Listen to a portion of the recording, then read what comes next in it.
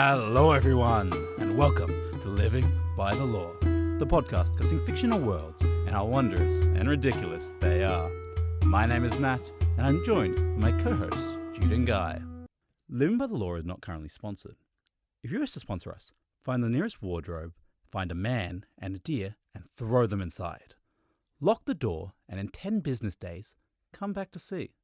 The two will have fused together into a beautiful fawn. Cuddle that fawn and whisper your sponsorship offer into his ear.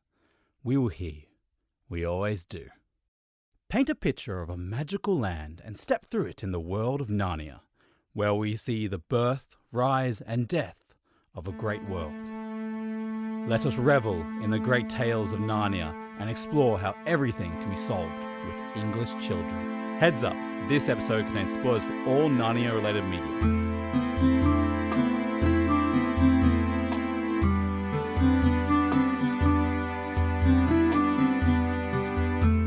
So, for any of our Melbourne listeners, you will be...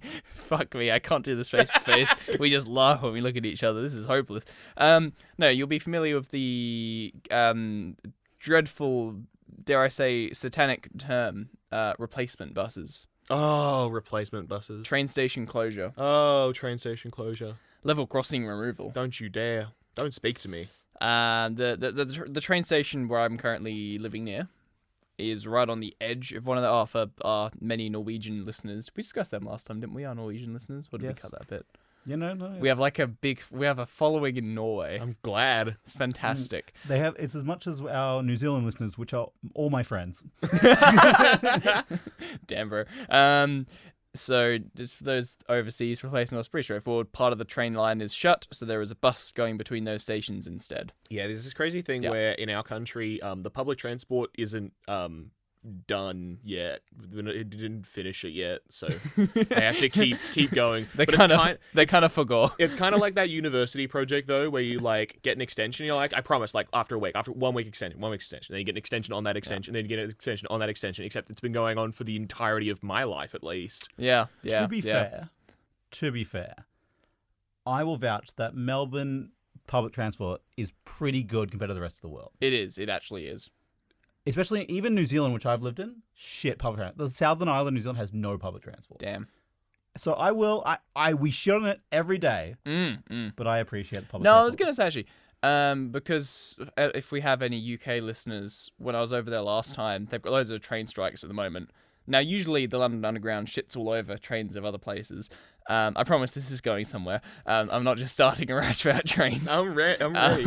So, when I was last over in England, they had a load of train strikes. And so the overland train was down some days, the underground train was down some days, whatever. And I was like, oh, that's cool, but that's fine. I'll just get replacement buses. And then my aunt, who I was staying with, was like, what? Like, buses instead of the trains? Is that not how it is over here as well? She's like, no, the trains are just down. And I was like, oh, okay. So, like, how do people get into the city to work? And she was like, they find another way. I was like, oh, okay. That's interesting. It's almost like the people who run and work on, like, fundamental parts of society should be paid well. Nah. You know what I mean? Next, you're telling me that nurses should get paid more. And teachers, what? No way. Interesting thing about replacement buses, though, for me, is that it is the equivalent to there being nothing there. Like, I won't take a replacement bus. This is true. If the buses are down, I'm not going to be like, oh, it's a replacement for the train. I'll take the bus. Yeah, I'm just not going to go on that part of the line. Yeah. I'm just going to stay at home. But the point that I'm getting towards, that I've discovered gives me a miraculous feeling of superiority, even greater than I already carry. And that is... cut that bit. So British. And that is the station that I'm currently living at is right on the like danger zone / cutoff point of replacement buses. So the big greater train line that goes to the southeast Melbourne, the station that I'm on is the last stop that trains are going to. And then everyone else for the rest of the line, which is quite a long way. Like it's probably 2/3 of the train line is all buses. So there I am walking out of the house, walking down the road to the station. and just seeing this fleet of buses pull up and all these grumpy as fuck looking people getting off, trudging their way to the station. And I'm just like, peace out, fuckers. My train So still mean. works for now. Yeah. No, it still works for good. What are you talking about? What are you talking about, guy?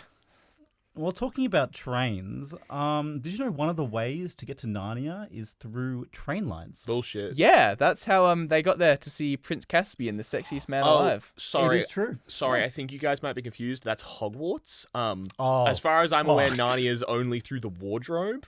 I will admit, though, never seen it. Never seen it, never You've read not it. seen Narnia? I saw like the first 20 seconds of it, and You've then not seen Narnia? Well, he gets handed the things and what's the rose candy? Okay, well, Turkish delight. He gets handed Turkish delight. I'm going to start before you begin. He gets handed Turkish delight, and then I stop paying attention. That's more than 20 seconds into the movie, but anyway. I was going to say it's way more than 20 That's seconds. like halfway through the movie. I was going to start. Today's episode is on Narnia, everyone. But I would like to start by asking both of you, and you've already started, what is your familiarity with Narnia? Okay. So, Guy's already done his bit, so we can keep quiet and not talk in this next segment. For the rest of the episode. It's great because now that we have this good filming of us seeing each other, all the viewers on our Patreon can just see you flipping me off. Yeah. And I think that is worth however much we charge. Legendary new vectors in me annoying the other two. This just shows how much I set up and just the others just don't know. Anywho, it's like $20 a month, something like that. That's the mega. That's the ultimate. That's a big commitment. Anyway, worth it to see Guy flipping us off. By the way, listeners, our minimum tier is $5 a month, and you can also sign up just to follow the Patreon without. That's free. That's true. That is very true. So Narnia for me. I watched the movies and was a little bit, not obsessed with the movies. They were always the shorter Lord of the Rings to me, you know? Because it was like, if I want to watch the Lord of the Rings, but if I want to watch a movie, I'll watch Lord of the Rings when I was younger, right? Like, that's just what I was watching. But the problem is, the Lord of the Rings is a 13-hour commitment because I never just watch one of them. You have to watch all three. And that's the extended editions because I won't watch the normal editions. So that all of a sudden it means sometime over the next 2 or 3 day period, I need 13 hours to watch these movies. It's not just a watch thing. Whereas Narnia was good in the sense where for most of the time that I was watching, paying attention to Narnia, it was only really the one movie because there was quite a big gap between the first two, and then even a big gap between the second and the third. So it was just it's a really short movie. It's probably 90 minutes, just over, maybe. My point is, what? It's like a 2.5 hour movie. It is not. It is not. Get fucked. I remember being blown away with how short it is. It's literally 2.5 hours. It's exactly. exactly 2.5 hour movie. Matt, good job. Thank you. It's just not Lord of the Rings extended edition length. Yeah, true. I'm comparing it to 4-hour movies, so... I was about to say, I'd hate to introduce you to hard drugs. I can't just have a little bit. I can't just have a little bit. I gotta have it for 13 hours. At least, okay, I would just OD on my first time because I don't have an addictive personality at all. But you have the constitution of an Englishman. But I also don't do things in half measures. So, that's true. Basically, my point is, I used to watch the first Narnia movie quite a lot. And then the second one came out, and I watched the second one a couple of times, but it was getting to the point where I was starting to think the first Narnia movie was a bit too childish for me, because I was too cool for school. So I stopped watching it, and then I watched the second one a couple of times, and it came out, but not that many times, because by the time it came out, I was like, nah, Narnia is too young, it's too childish. So then I stopped watching them, and then I never watched the third one, whatever. And then years later, Izzy is a very big Narnia fan, and they're like her... Narnia is to her what Lord of the Rings is to me in the sense where it's just the ultimate comfort movie / favorite movie sort of thing. So I've watched, in the time that we've been together, I've watched the first two a couple of times, probably 4 or 5 times. Okay, interesting. Have you ever read the book? No. I've meant to a couple of times, but I don't know. To be fair, as someone who has read the first couple, I will happily admit I haven't read the last ones. Yeah. But I have done extensive research on them, so I still know what I'm talking about. They are written very weird. It is very strangely written. It's like almost like a mixture between Lord of the Rings and Shakespeare, how they're written.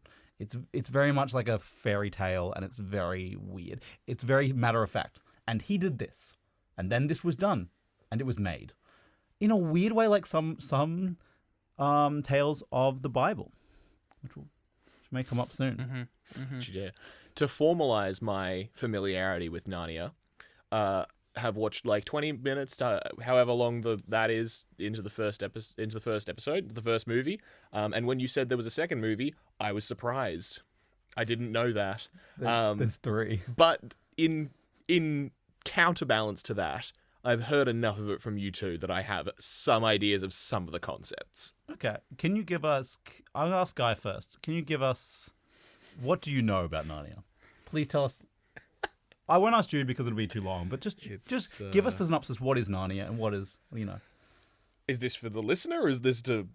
Okay, Narnia, to my knowledge, is a cool place inside a wardrobe that a couple of kids go into and then they do fantasy shit.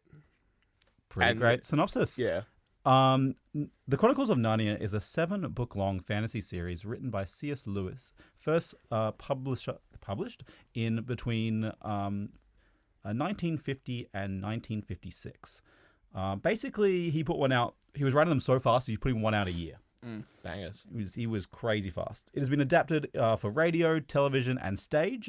It also has made 3 popular movies, including The Lion, the Witch, and the Wardrobe, which is the first one you probably know about.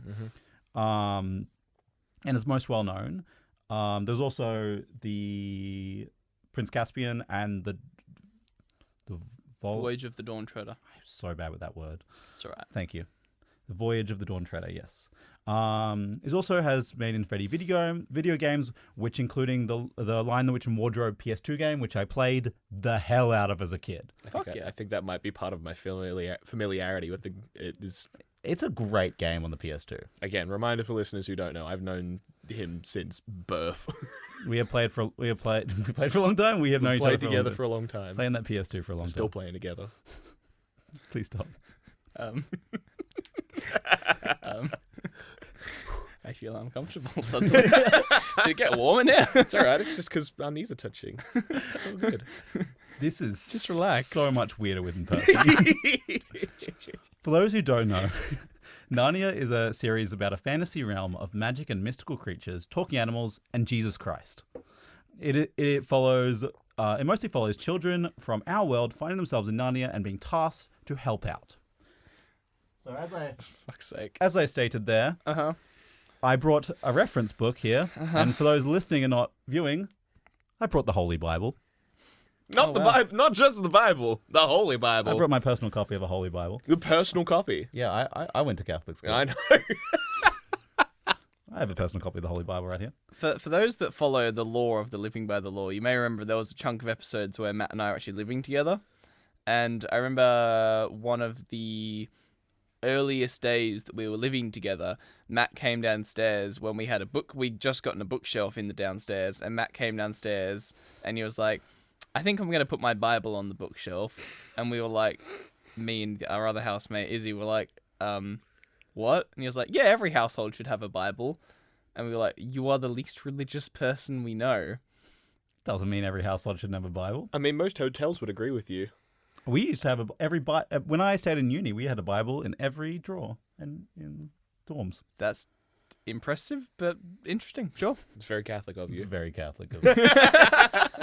It's always fun to reference scripture, and it makes for great drinking games. Makes for great content too, apparently. It does. So, yes, as we go, a lot of C.S. Lewis he found Christianity around his 30s, I believe, and he was very, very Catholic into his older age. So he put that into his stories, and a lot of Narnia is very heavily allegories for Christianity and very Christian. And then sometimes the allegory just drops and just Christianity comes through. So every time we see something like that, if you guys see it, you'll point it out, but I'll probably point it out when I see it. So as we go, Excellent. just a reminder, this can just sit right. 1 sec. He's setting Yeah. it up in the set. So like Matt, could you say that Jesus was lying the whole time? No, I would say Jesus would taking a persona the whole time. Yo, that's great. I was. Oh my god, Okay, Jesus is can I very be- fuck yeah. Can I be straight honest with you guys? I was going to make a joke being like, damn, I didn't know the lion was Jesus. The lion is Jesus. That's what I'm you not hearing. know? No, I'm being legitimate. Oh my god. Okay, I've kind of spoiled this a little bit for you, but yes. We'll get to it. Go natural. Aslan is God and Jesus in this world. The Lion, Is he the Holy Spirit too? kinda. Okay. As we'll see in. I don't know about Catholicism, nor do I know enough about Narnia to That tell. is entirely true. The Trinity is weird, whereas like they are all one being, but also three separate beings in Christianity as well, and depends on which you follow. And there's a whole lot of deep stuff there. But anyway, just keep it in mind as we go. I also like to thank the Into the Wardrobe YouTube channel and the Narnian Wiki because they helped me a lot for this episode. Very nice. Love those guys. Those are really good. And check them out. Into the Wardrobe on YouTube. Throwing our hat out to all the wikis out there. Without them, we wouldn't have episodes. We would not. Also, abandoned fandom shit. leave a comment on Into the Wardrobe if you end up enjoying their videos for us. Delightful. Yeah, so starting off, timeline of Narnia. There are 7 ages of Narnia. These are not defined in the lore, but they have been defined by the fans themselves. Because there are no real ways to separate out the timeline, but a lot of Narnia lore has been left ambiguous and we're trying to fill in the blanks as we go.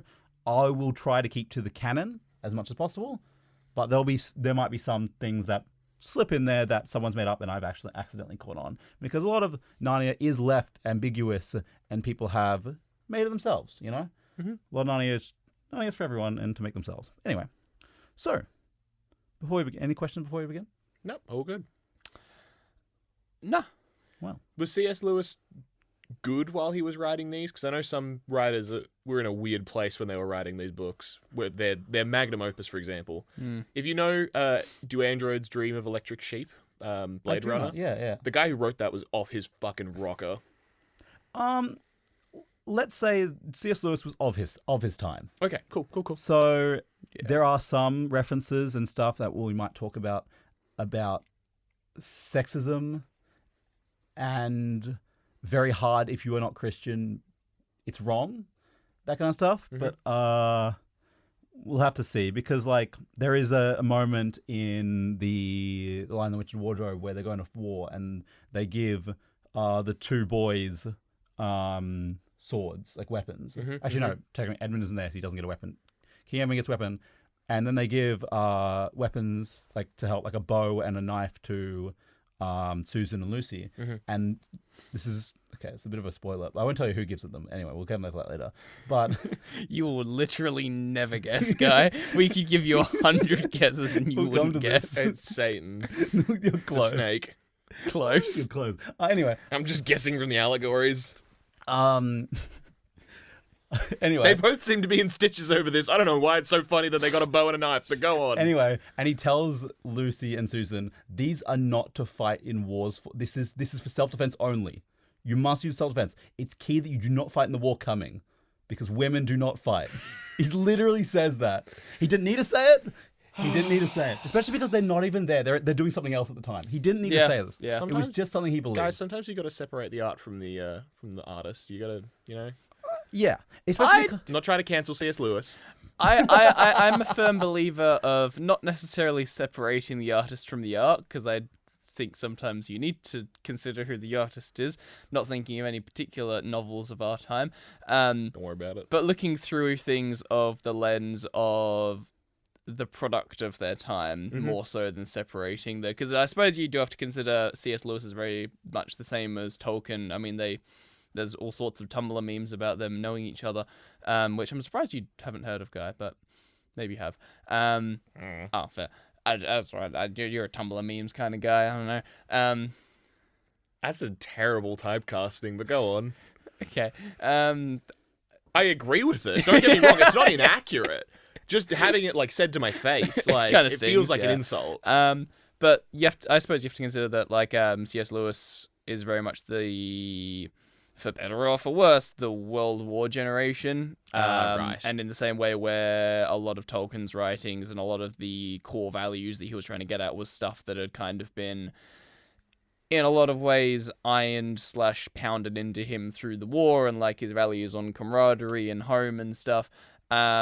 So I guess maybe that side of it is C.S. Lewis going through the war, where he's like, oh, no, the women should be at home doing stuff, I guess. I don't know. I'm not going to justify his sexism. Me I'm gonna neither. say it's there. I don't know if it's sexist or is the time, but yeah, it's there. It's there. Didn't C.S. Lewis and Tolkien hate each other, or was that Yeah, someone else? well, I don't know if they hate each other so much as they had like a strong rivalry with each Okay, other. cool. I think they respect each other. Yeah, I also think- because I don't think there's necessarily hatred, but kind of like a meme rivalry Yeah. between each other. It's alright, I ship them. haters to it's the enemies to lovers. Yeah, it's the enemies to lovers arc we always wanted. Yeah. Anyway, let's start the Narnia timeline. Man, they would both be so. Two very old Catholic men. It's a my match God. made in heaven. In the beginning, there was nothing, For fuck's sake. Uh-huh. an empty void. And then, before the world of Narnia had even begun, there was a boy, a girl, a witch, a magician, a cabbie, and a horse. Why a cabbie? Continue. Sorry. I Now can't let's- interrupt you this early on. Now let's figure out how the fuck these guys got here. Okay, go on. So, the boy was named Diggory, and the girl... My I've boy! just totally blanked on the girl's name. I'm so sorry. We're having a Google, having a look at the Polly. wiki. Sorry, Polly. Polly. Oh. The boy was named Diggory and the girl named Polly. Diggory had a sick mother and was forced to move in with his auntie and uncle while she was very, very ill. Okay, pause real quick. So this is taking place before there was nothing. Okay, that's right. Back in 19th century England. Okay, cool. I know. I'm with you. Sorry, in the Okay. year 1900, Okay. there's a 10-year-old boy. Okay. So before nothing, we have England. Damn fucking straight. Rule Britannia, man. Rule fucking Britannia.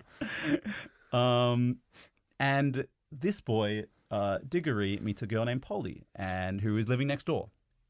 And they find themselves going through tunnels and end up through the house. You know, like little like tunnels in the house, in these old houses, and they end up in the basement, which is his uncle's lab.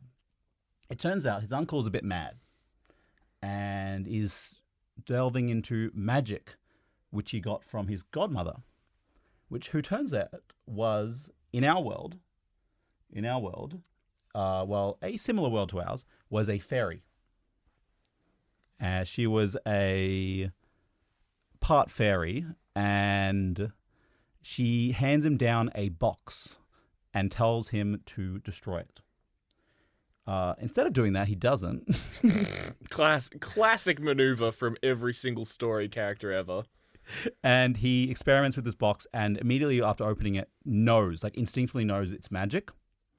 And he does a lot of research and finds that this box of dust is so ancient, it is prehistoric, and comes from, and you're gonna love this, Yeah, go on. Atlantis. Oh, Fuck fucking yeah. Fuck great. yeah. And it does. turns out that before all the known history that we know today, Atlantis, a civilization existed. I want that opening to an episode. I don't want in the beginning there was nothing. I want in the beginning there was Atlantis. Atlantis, baby! Treasure! Gone on the seas! And then Jason Momoa was there with a big CGI Yeah! trident. Yeah. That's what I'm talking about. And this Atlantis was so advanced that they had discovered how to travel between worlds.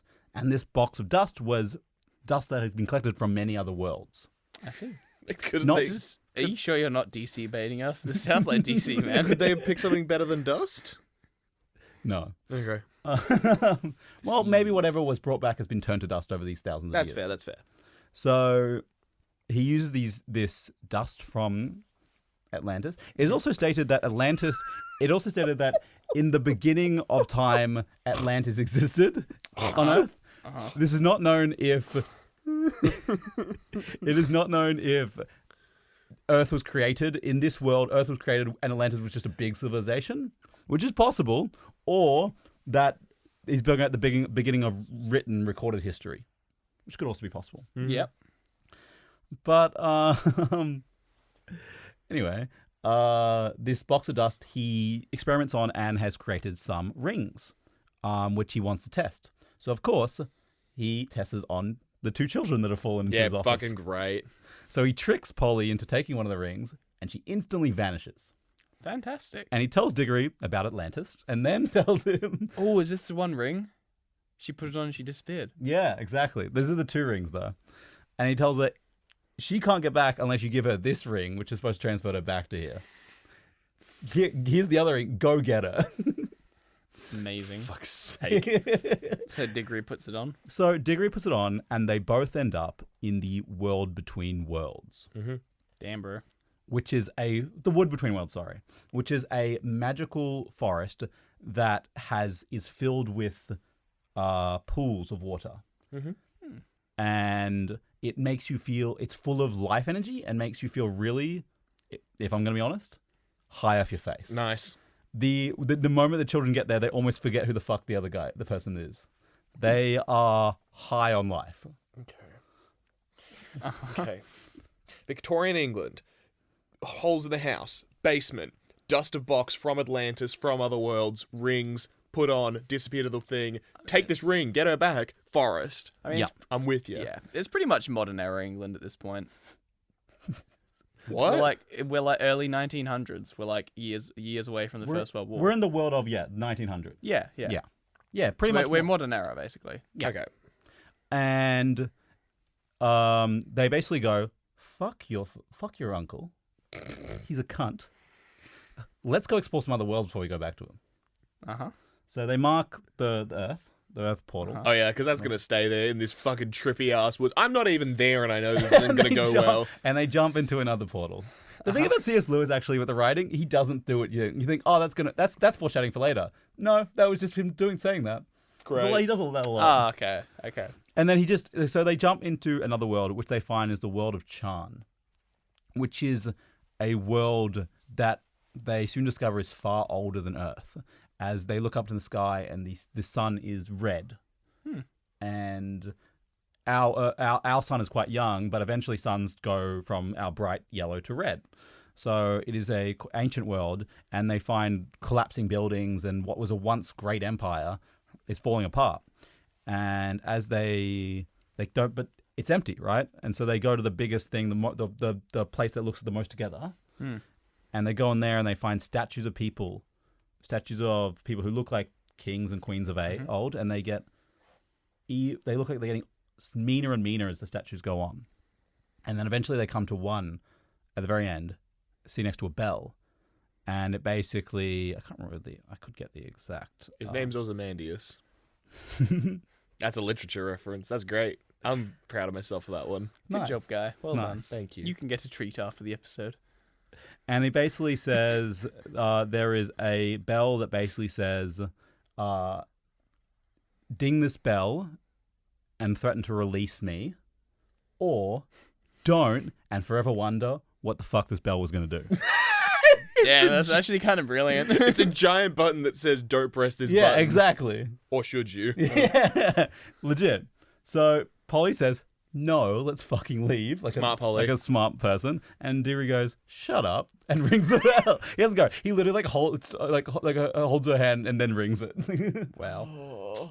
She's like, just top her from. She was about to put on a ring to leave, and he's like holds it back and then rings it. Silence, woman. he's a 10-year-old child. Jesus Christ. And then he rings the bell, and this woman, this great 7-foot-tall woman, comes to life. And she tells a tale of that this world, that her and her sister were having a great battle over this world. and they vowed not to use magic in this war until she was losing. Typical. And she was about to lose. Like her sister was walking up the steps to the world, and she used a thing called the unplorable word, and it killed everyone and everything on the planet. Jesus Christ. Okay. It's like, this is a good allegory for a nuke. Killed everyone on the planet. And then she's like, everyone's dead. I'm going to turn myself to stone and hope someone comes by to help me. So she did that. And then, yeah, and then as the thing is, the entire place is collapsing because the bell is rung. She basically walks out of that. She doesn't run. She walks. And anything that falls on her, she just uses magic to destroy. Yeah. And then she goes, cool. And she tries to, like, basically Polly and Diggory learn very quickly. They catch on that she's fucking evil. Oh, sorry. Sorry. I killed my whole fucking planet. I was forced to do it. I had to kill everyone but me. I'm not evil, though. But also, she's kind of hot. 7 foot tall woman, surprised 7 me. foot tall hot woman. Have you seen what that fucking woman from Resident Evil actually looks like? Have you seen her face? They didn't give a shit about that. They cared the fact that she was 8 foot tall. Exactly. Anyway.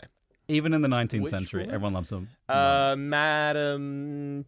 Oh, is this the like Misrata? the boss Yeah. in the recent game? Yeah. That the internet got really She was a horny for? big mummy goth. Yeah, And everyone that's was right. like, ooh, very pretty, but then her face isn't. She's kind of like a middle-aged woman, which I'm not saying middle-aged women can't be pretty, but like, I don't see her as especially attractive.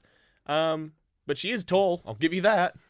I think the internet just has a power for making anyone that's vaguely goth mummy in appearance very wanted over. I Is that think the a word? lot of people want to be dominated, and that comes out in that. Yeah, the internet's a weird place, man. Anyway, Narnia. Diggory- Narnia and Catholicism. Anyway, if Diggory is one of these people, Yeah. Diggory would Yep. be one of these people. Oh, who's down to that. absolutely. Yeah. I'm sorry. Okay, that's what we're getting to. He's So- simping for the goth mummy. He hesitated for a second, and that let her catch on as they put on the rings, and she comes with them into the world of the Wood Between Worlds. And she immediately is like dying because this is life magic, and she's like, "What the fuck? This is horrible. What have you done to me? And then again, Diggory hesitates for jumping back, and she grabs his foot, and she comes with him to Earth, right?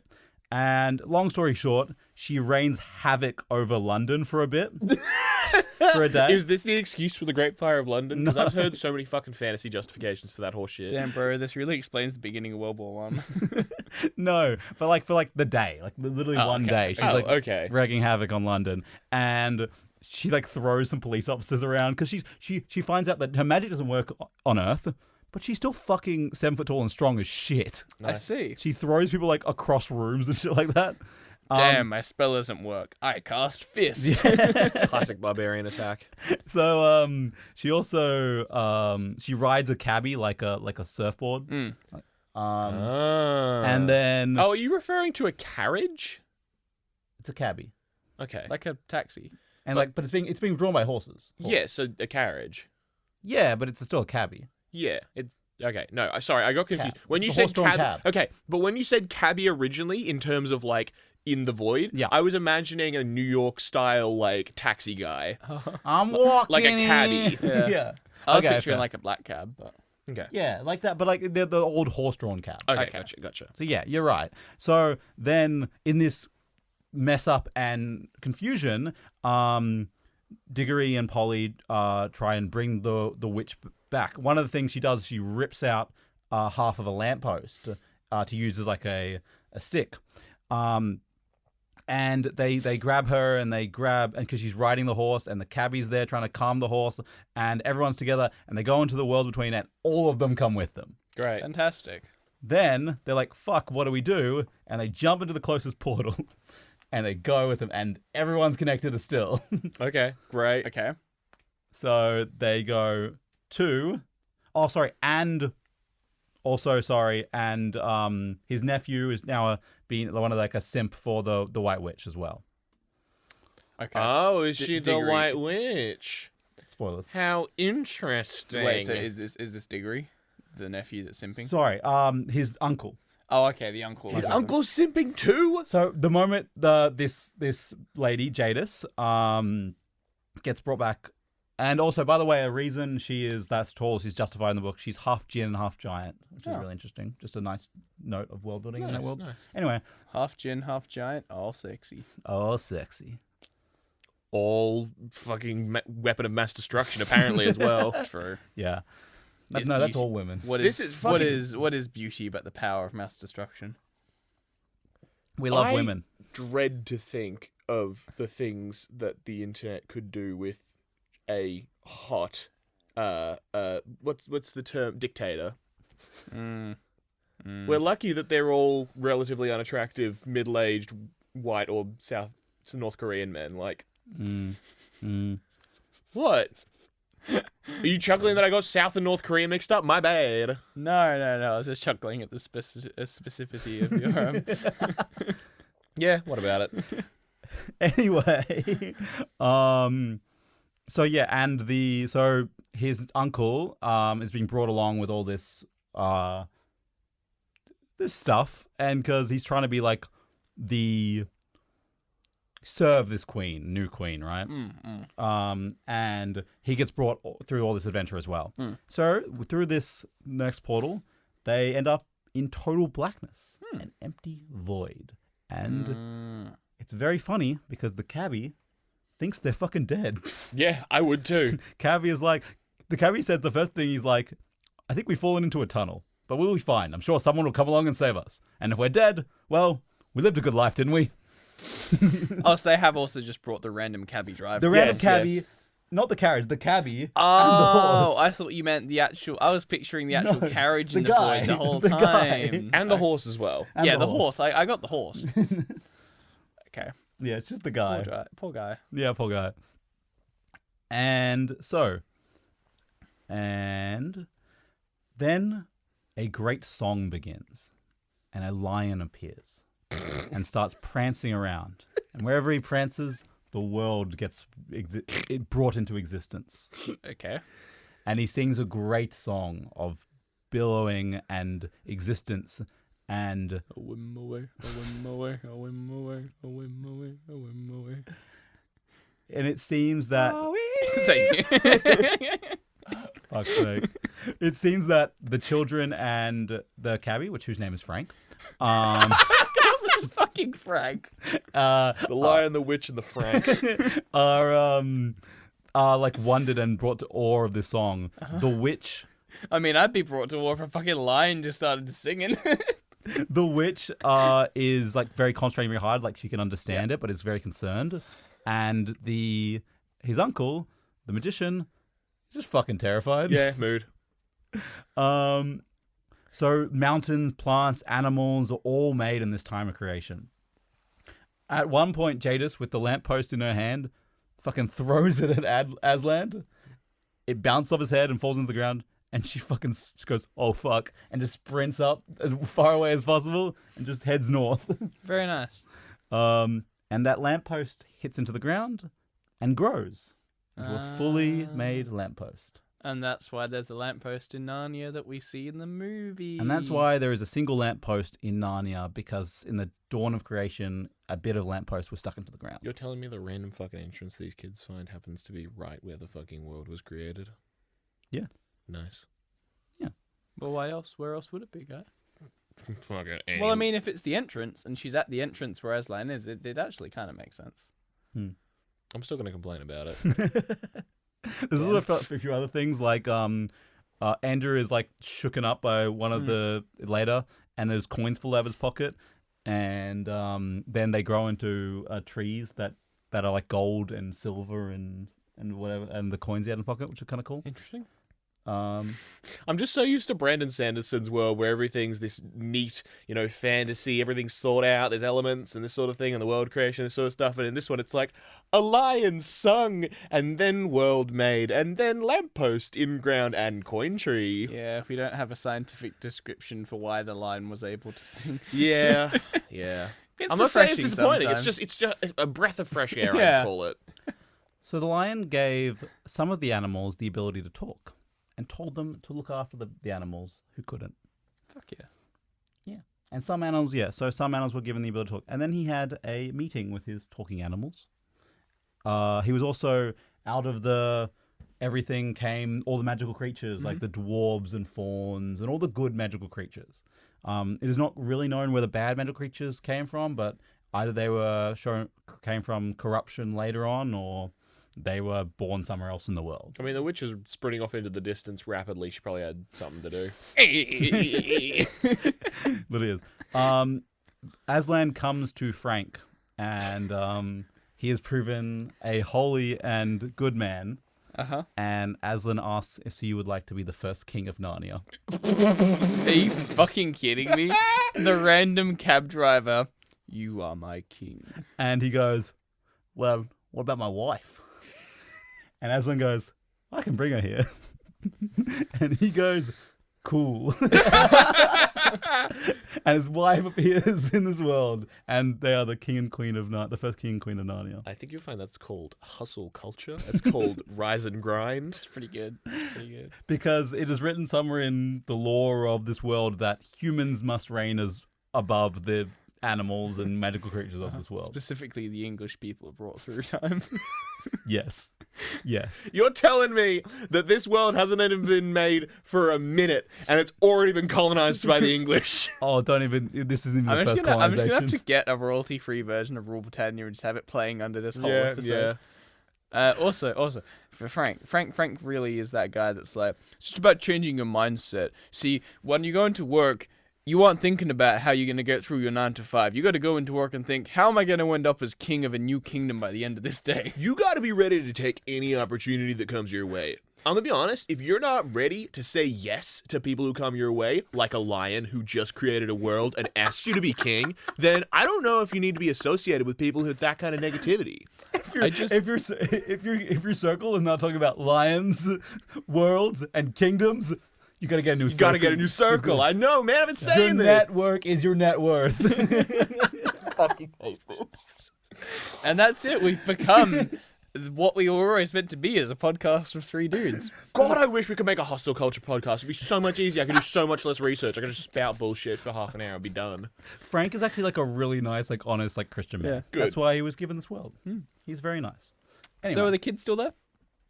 Yep. They're just in there. So It's is chilling. it a kingdom of talking animals that just got created and some really confused kids? Yeah. So the Diggory goes up to Aslan and like, he's seen this world be created, right? And all this shit. And he's like, this fucking lion might be able to heal my mum. That's crazy, dude. You're telling me. Wait, whose mum's buggered? Diggory's mum's very sick. Oh, okay. I think That was we the missed it. second sentence he said. Was it? Yeah. Oh, I wasn't listening. It's Sorry. all good. You never do. Yes, Diggory, that's why he had to move in with his uncle. I see. Because he is very sick. Why else? Oh, yes. Sorry. Okay. Yeah. Yeah. So anyway, so Diggory, but Aslan looks at him and goes, well, he doesn't go, but he's noticed that his fucking nice world that he made has already been corrupted by fucking this witch who was brought into it. The fuck? Can I ask a quick question before Yeah. you continue on this? Are we going to get, I don't want the explanation now, but are we going to get an explanation as to where Aslan came from eventually? Kind of. Okay. Because I was fully expecting you to say that the cabbie crashes into London Zoo and one of the rings falls on the lion, and that's where he. I was expecting it to go there, but no, they went into London, they got out of London, and then Aslan was just there. Aslan is the creator of this world. Aslan is nearly all powerful in this world. As in this world or Earth? Okay, we might as well break the ice now. Okay. Aslan says pretty much directly in the Voyage of the Dawn Treader, Aslan isn't just the god of this world. Aslan isn't just an allegory of Jesus. Aslan is Jesus Christ. And he literally says, you know me in your world just by a different name. Okay, so he's like god of the multiverse. Yeah. So why is he chilling in this shithole? Because this is just one aspect of God, right? Okay. So- And he can be in multiple places at Yeah, once. all Okay. right. Of course. And they're all voiced by Liam Neeson. Exactly.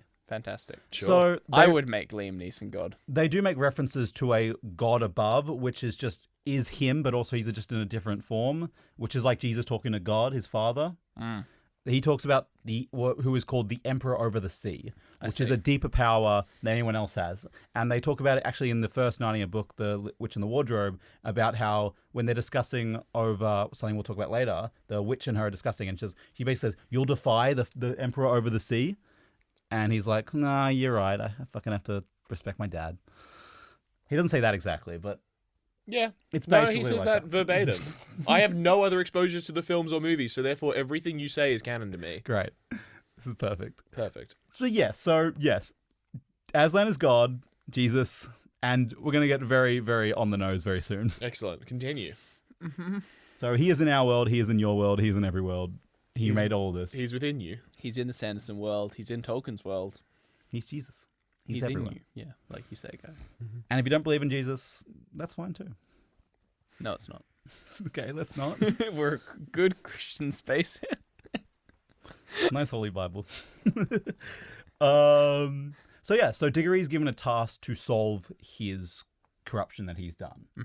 He is told to go north to the Garden of Youth and fetch me an apple. That's what he does. That's crazy, So- man. So he's told, and he's like, "Whoa, but that's really far." Oh, by the way, so he's okay. Sorry, I missed something. The horse that came into the world was also one of the horses given the ability to speak. Excellent. So he has a discussion with Frank about owning him, and Frank apologizes, and they have a discussion about it. That's really weird, man. Yeah. And he says he's Strawberry. His name's Strawberry, the horse. And he's like, "Don't worry, mate. You're a really good owner." All right, I get it. Man, I must be bugging. Where the fuck? I was eating hay 2 minutes ago, and now I'm sitting in the fucking void. Wait for it. And then Aslan goes, "Hey, Strawberry, can you take this child to the end of the world?" And I'm like, he's like, "That's a long way." And he's like, "Okay, here's wings." Go, Chief. He's now a Pegasus. Fuck yeah, dude. Can I also appreciate the fact that all of this aside, if we know one thing about the wood between worlds, we know that it makes you high. So this horse was high as fuck. This horse went from a regular day in London to high as fuck to I can talk now. If that's not an experience for an animal to go through, I also want to make this clear. This is like 40 pages of the first book.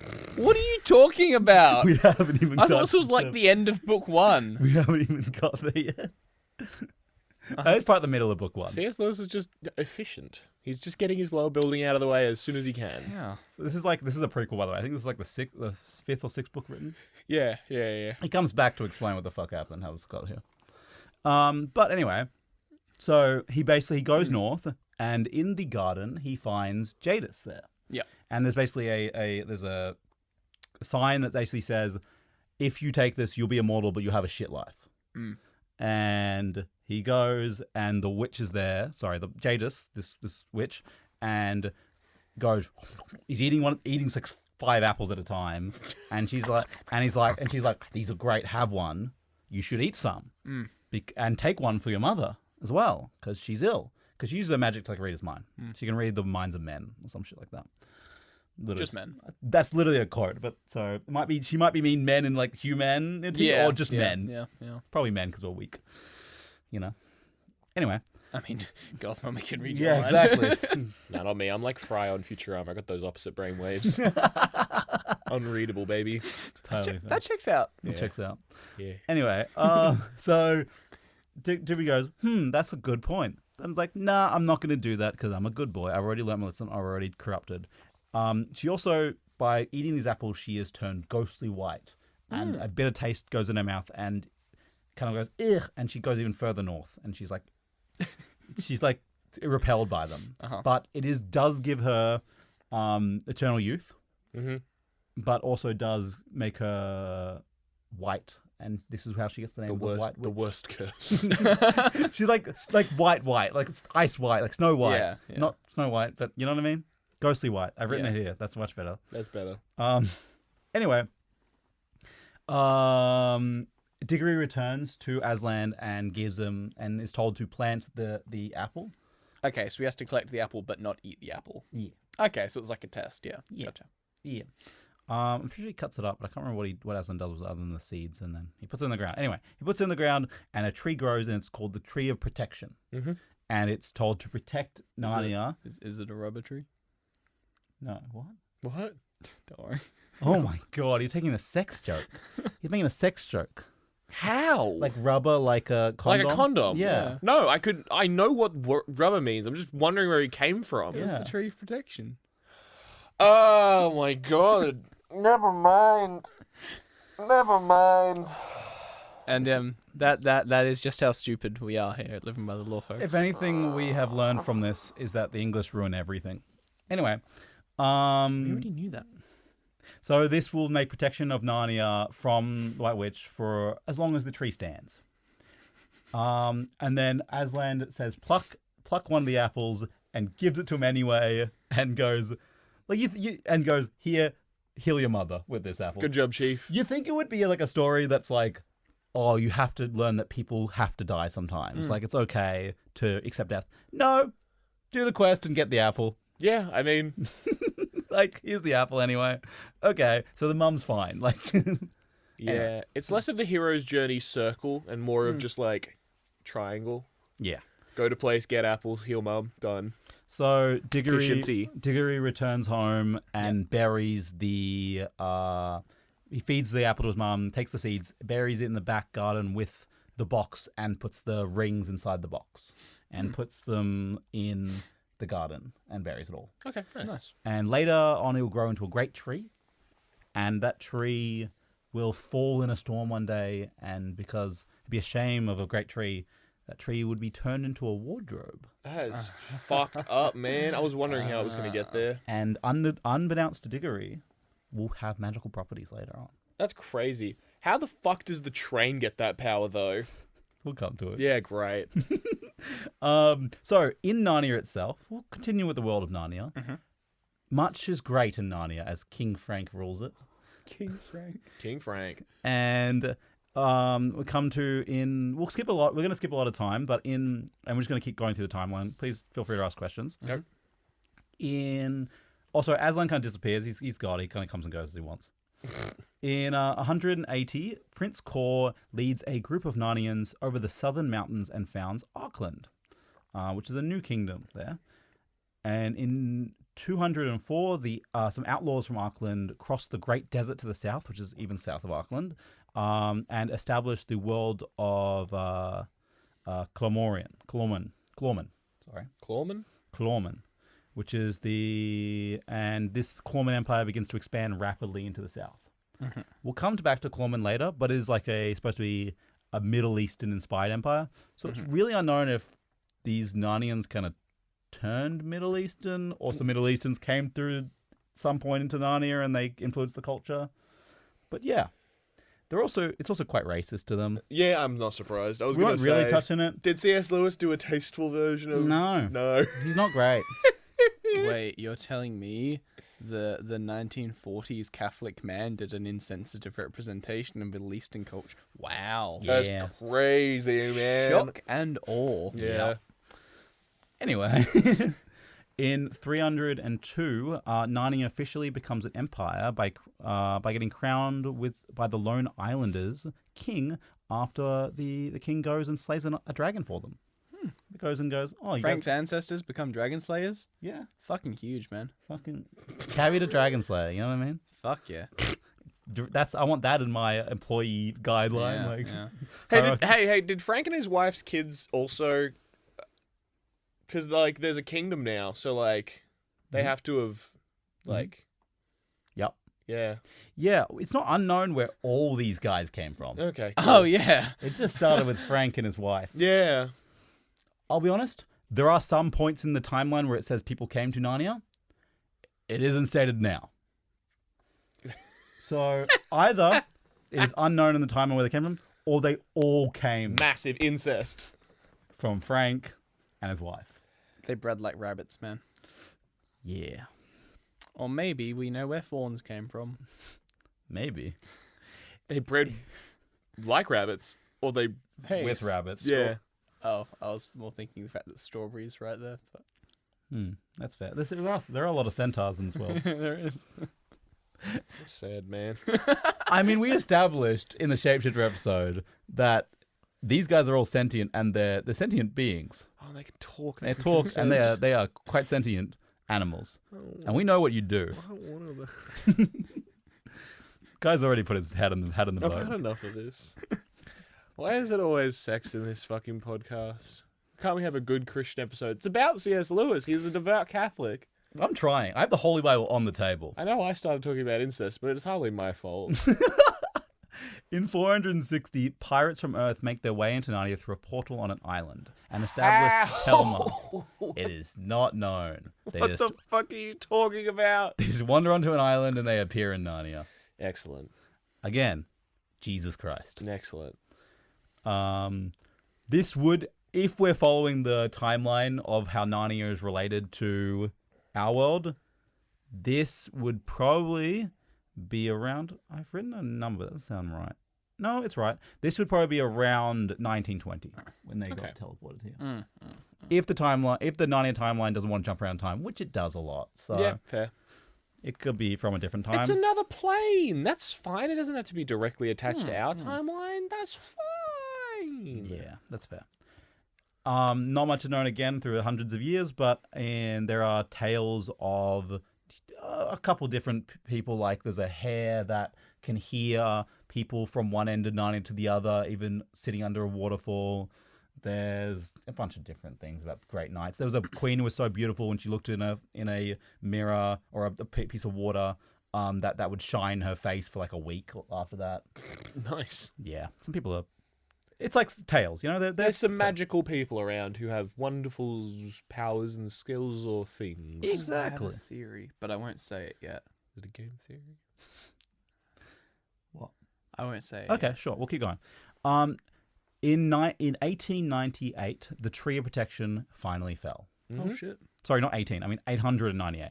Oh, of course. They got a good 800 years out of it. Yeah, they got a good nearly 900 years out of it. Yeah, cool. It's not known if this was corrupted or it fell in a storm, but Oh, it yeah. just told The timeline literally can't be aligned with Earth's because we're up to the year. Well, no, 800. because it's not direct. Time- It's definitely not 111. No, that's what I'm saying. Is that was me realizing it just then. Yeah. time travels differently in Narnia to our world. Cool. Didn't know that. Yeah, yeah. That's what I was gonna say. We'll get to. I was gonna make it clear on the next one. Okay, but yeah, cool. there is a. I do have a timeline. No, it just occurred to me that it got 800 years progressed, and we were in the early 1900s, and I know that the kids go during the Second World War, so 45 years to 800 years is not a ratio What, that is 1 to 1 as far as I'm aware. One thing I will say, because it's one of those things that's painfully obvious for people that have watched the movies, but the whole big one of the big things that happens in Narnia that's always the gosh darn it when you're watching it as a kid.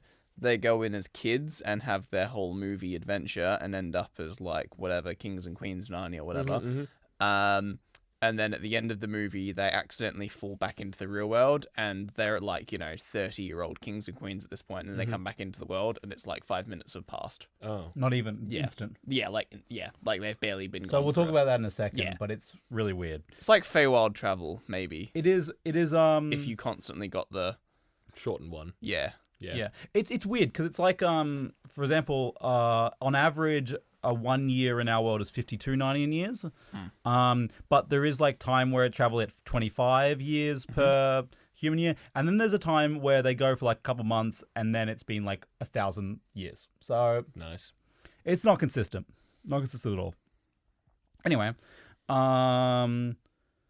so taking advantage of the Tree of Protection falling, Jadis the White Witch, who has been gathering her forces in the north, decides to attack Narnia and conquers it.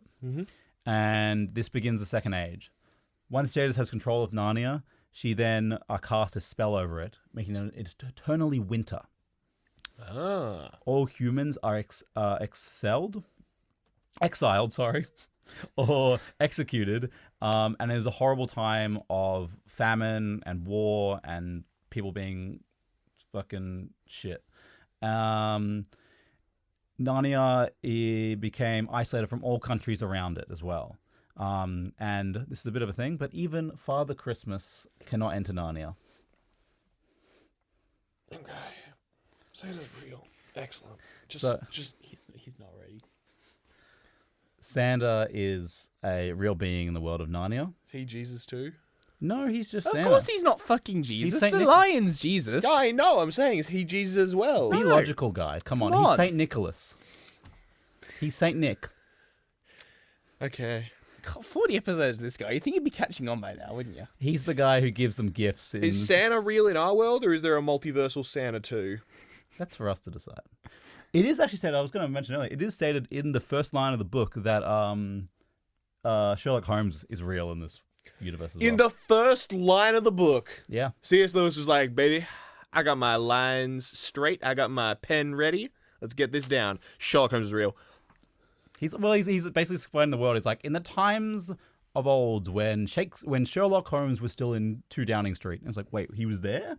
Wrong. In Downing Street. Oh, in whatever it is. He's Prime Minister. Okay, first of all, wrong address for the Prime Minister. Because it's not 2 Downing Street. It's 2A or No. 2B Barker Street? 21B Baker Street. Okay, there you go. Jesus Christ. I may not know about Narnia, but I sure as shit know about goddamn Sherlock Holmes. I mean, you know what? I kind of like the idea of Prime Minister Holmes. He'd be Actually, great. that'd be pretty good. Anyway. Specifically, the Robert Downey Jr. version, not Robert Downey Jr., but his version of Sherlock Holmes. Do you know what I mean? yes. Yeah, good. So,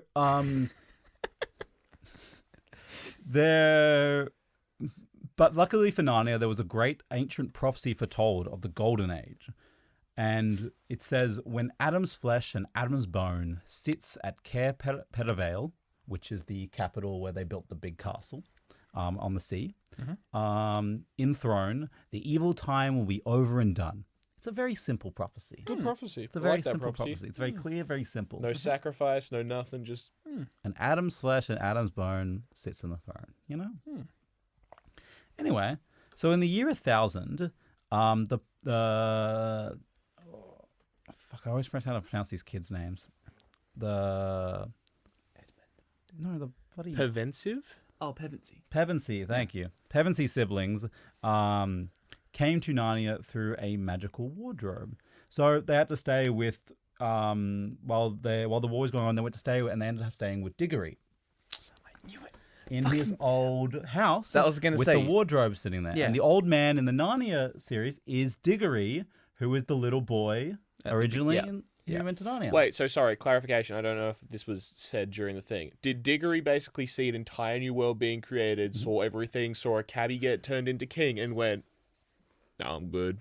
He went back to his mum. Yeah, he went back to his mum. Excellent. Oh, because his mum was sick. Yeah, no, wait, yeah, sorry, yeah. am I being But stupid? also, Polly also went back just to win like peace. Yeah, cool. And they were friends. They were friends for their lifetime friends. There you go. Yeah. Oh, is You- Polly's not the woman that's at the... No, she's No, not no, the that's- woman. no, she- no, that's that's You not may her. have taken me to a weird place where I saw a lion breathe out a world, but we're still going to be besties because that was the weirdest fucking trip of my life. Yeah, exactly. Yeah, I was going to say, I was like, oh my god, is Diggory this kid that goes back and grows the wall? Is he going to be the old man in the... Yeah, and he is. There is a weird thing in Narnia how that, and it doesn't happen for short visits, I believe, but for Yeah. long visits, that it seems like a dream sometimes. It doesn't affect you mentally a lot of the time. So it can almost be like a dream. This doesn't happen in the movies. There's something that doesn't really happen in the movies. And they much more explore the actual mental effects in the movies of spending 15 years in another world, coming back. Because, as we talked about a little earlier, we'll get to it, but they'll spend 15 years there. Okay. So it's very interesting to see, like, when they come back, do they actually remember it? Do their brains reject it? Very much like the Feywilds, where you can like forget what happened there. In the Dungeons and Dragons universe. So it's very interesting that. But I actually really like how in the movies, that's one part of the movies I really like, how they actually explored. Imagine being a king of a country for 15 years, and then coming back and having to be a teenager in high school. Yeah. Fuck yeah, dude. Specifically Especially in London post-war. Yeah. Like, Yeah. yeah. It's shit. Anyway, so And even just, down to shit like they explore, Peter was like a really good swordsman and fighter, and then you see him get into a fight with another teenager who's older, and you see him try to do a thing and then just kind of get decked, and it's like, oh yeah, he's a kid. he is now in a child's body, which means he has to go through puberty again. Poor kid. Oh no. So yes, the Pevensey siblings have now arrived through the magic wardrobe. Edmund is originally tricked by the White Witch to betray his family, but will later be redeemed. Is later redeemed for his crimes. And I would like Jude to read this quote. You can read Fantastic. the next one. Don't worry. So you just start here. Do you wait? Actually, we can do this as a two-parter. Do you want to be Aslan? Do you want to be Aslan or the White Witch? I mean, I'm chill. I'm preferring Jesus in this situation. Okay. So you can. You have to start. Okay. Well, I need to be next to my mic. Is the Okay, problem. I'll move the computer when we need to do the lines. That's excellent. Yeah, we've got a new setup we're getting used to. We haven't actually sent things to each other. Oh, Just read the first line, then we can move it to Jude. let us say I've forgotten it, answered Aslan gravely. Tell us of this deep magic. Then I'm the witch. Rich. Tell you, said the witch, her voice growing suddenly shriller, tell you what is written on that very table of stone which stands beside us? Tell you what is written in letters deep as a spear is long on the firestones of the secret hill? Tell you what is engraved on the scepter of the emperor beyond the sea? You at least know the magic which the emperor put into Narnia at the very beginning. You know that every traitor belongs to me as my lawful prey, and that for every treachery I have a right to a kill. God, Yeah. you didn't need to be so dramatic about it. Now come here, you sexy lion, and give me some purr. Give me something, big mama. Fucking hell. But honestly, My scepter is ready. she honestly just wants something slay Pull queen. my She wants mane. Fucking hell. Damn, this witch is gonna slay. You know what I mean? We never put our monologues in the same room as each other. No, this we is don't. This is horrible. dangerous.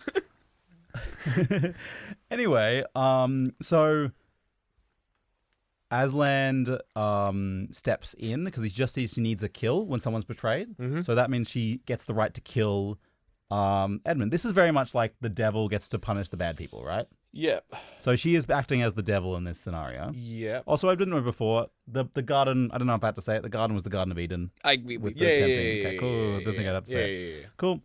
And the apple was the apple. Yeah, exactly. Cool. It's pretty on the nose. It's apple.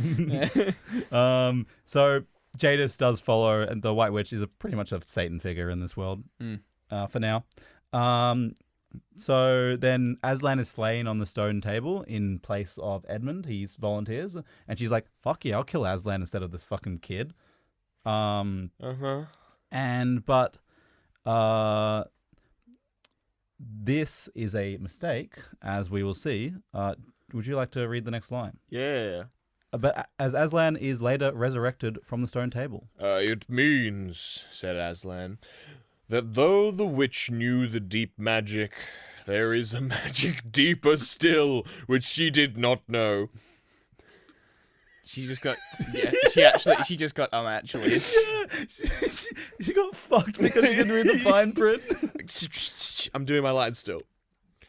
Her knowledge goes back only to the dawn of time, but if she could have looked a little further back into the stillness and darkness before time dawned, she would have read there a different incantation. She would have known that when a willing victim who had committed no treachery was killed in the traitor's stead, the table would crack and death itself would start working backwards. Actually, since I haven't committed any crimes, you've actually null and voided yourself in the agreement here, which means that the table's cracked, and so I actually think that I win this one. This is such. This feels like the kid in the in the playground pulling out a rule that no one fucking knows. exactly. He made up this shit This on is the spot. kid. Oh, I'm standing on one leg while touching the drink tap, so you can't tag me. Actually, we played a game before this one. Like, it was before the start of term one. Like, we came here during the summer holidays. It was really cool. We played a game then where I was really thirsty. I stood on one leg and I'm drinking from the tap, so I'm actually allowed. You can't tab me. I won the immunity idol. It's so. Aslan is such a bullshit artist. I love him. Also, if it's not obvious enough, he is Jesus. Yeah. Yep. He is coming back to life. He is sacrificing himself for Edmund's sins. And he has been resurrected. He's Jesus. He's Jesus. He's blind Jesus. And the stone cracked. And the stone did crack. And the stone did crack. Like the one that was in front of the Jesus cave before. That was they didn't crack it. It's cracked enough. Yeah, I guess. I don't know that much about Catholicism either. It was just moved. It was a big rolling Yeah, stone in but front of the it. It was stone- moved. Yeah, you know. There's It's a not work. I'm There's a stretching stone here. involved. There's There's a- rocks, baby. Yeah, you're not wrong. But there's also he's found by Lucy and Susan, who which mirrors in the Bible. He's found by Mary and someone else, who's two women. Mary and Pippin, yeah. Yeah, Yeah, two yeah, women. yeah. It's my favorite bit So- of Into the Woods when Merry and Pippin found Aslan at the Battle of Hogwarts. Yep. Anyway, Great. so Aslan is resurrected, and he comes and helps. And he comes. He comes. You can't put that word in the scripts. It's the funny word. Okay, quick side note. We've had a discussion before about party games within our friend group. And there's a house rule that we lightly enforce, which is only one cum joke per game. Because if multiple occur, like for example, the one that was a thing was what's the quiplash? Quiplash, and Yeah. it was like if anyone puts the word cum in, it's an insta win. so So fun. we've had to blacklist it for our games because the word cum is too funny. Anyway, We're just simple men. so with the reinforcements from Aslan, it's very Helm's Deep. Yep. With the reinforcement Aslans, they managed to win the fight. King Edmund and well, not yet King, but Edmund and Peter help win the battle, and the Aslan kills the White Witch. Yeah, good. You- Bites her fucking head off. Yeah, basically. And everyone goes, read in the book, everyone looked at her body and went, "Oh, that's fucking bad." This is the first movie and first book. Well, first first book. first released book, Yeah. not the prequels. Yeah. Cool. First movie and first release book. Yeah. Both called Lion, Witch, and the Wardrobe. Yeah. Cool. And then the Pebbleseas were Pevensey. Sorry? Pevensey. Pevensey. What did I say? You said Pebblesea. Pebblesea. Pevensey. The Pevensies were coronated as kings and queens of Narnia and ruled on the 4 thrones of Cair Paravel. Very nice. And winter was cracked and gone.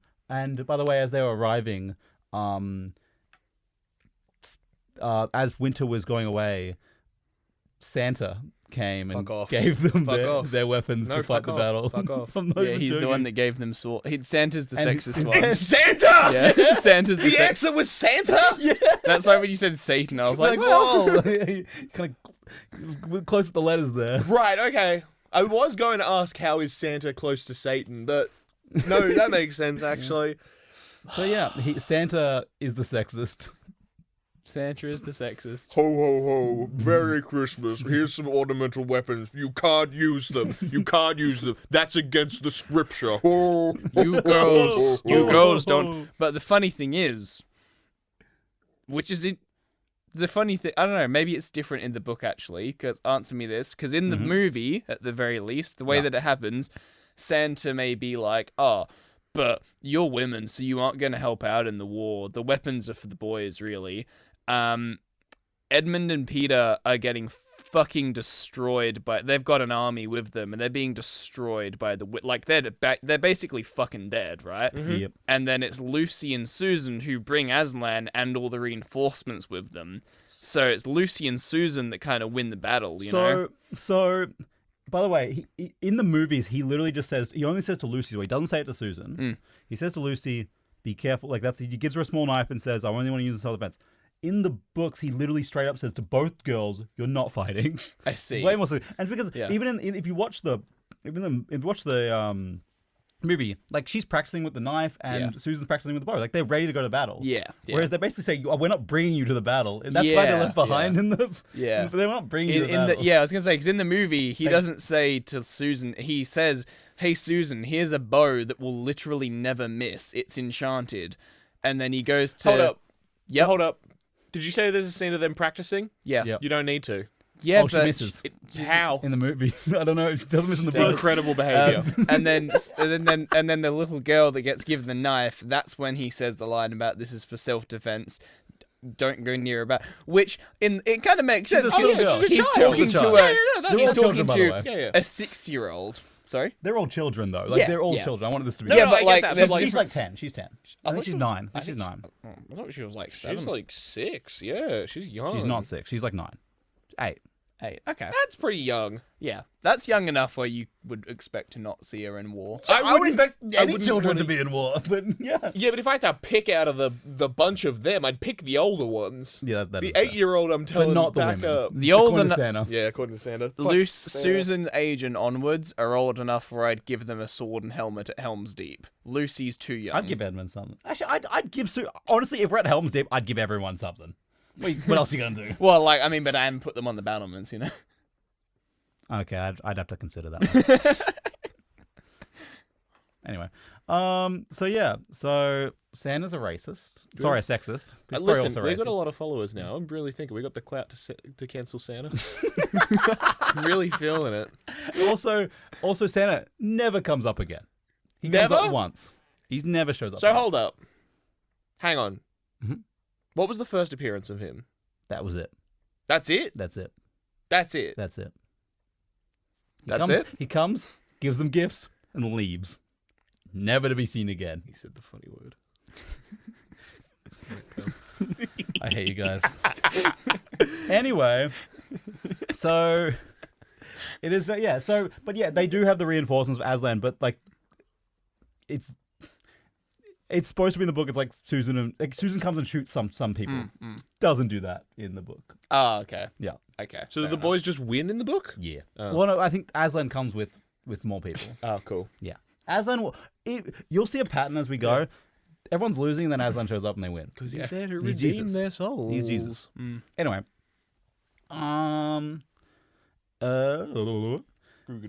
So, What age is next, Matt?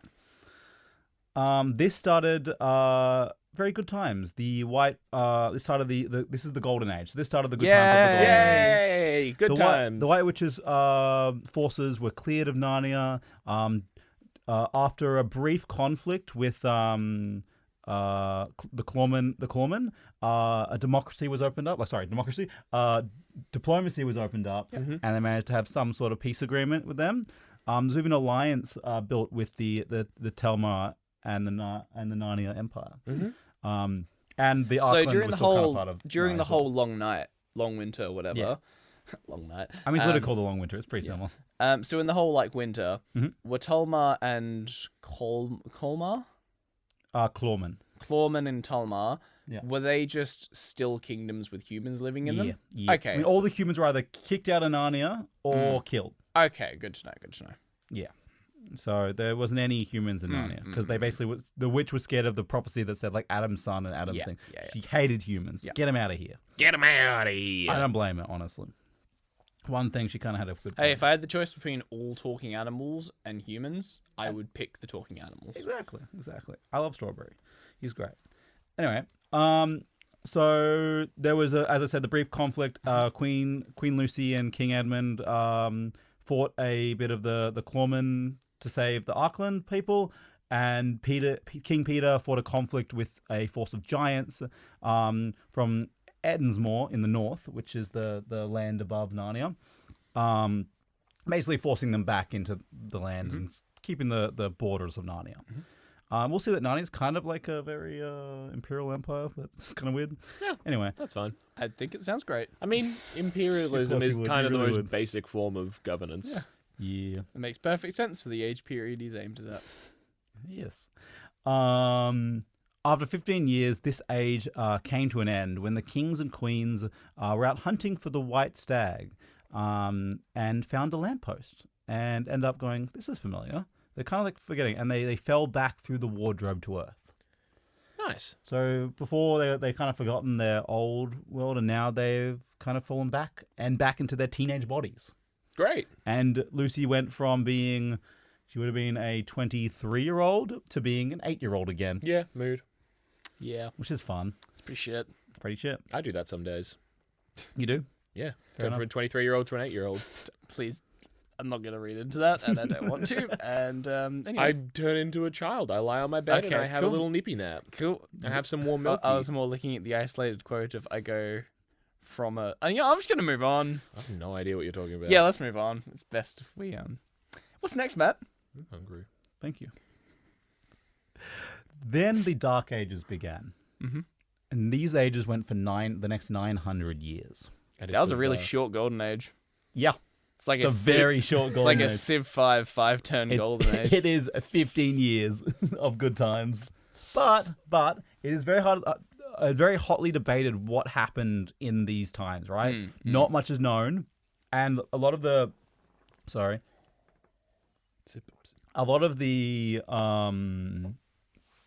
fans believe this could be a dark age where, like our dark ages, where education wasn't clear, and that's why not much is written and not much is believed.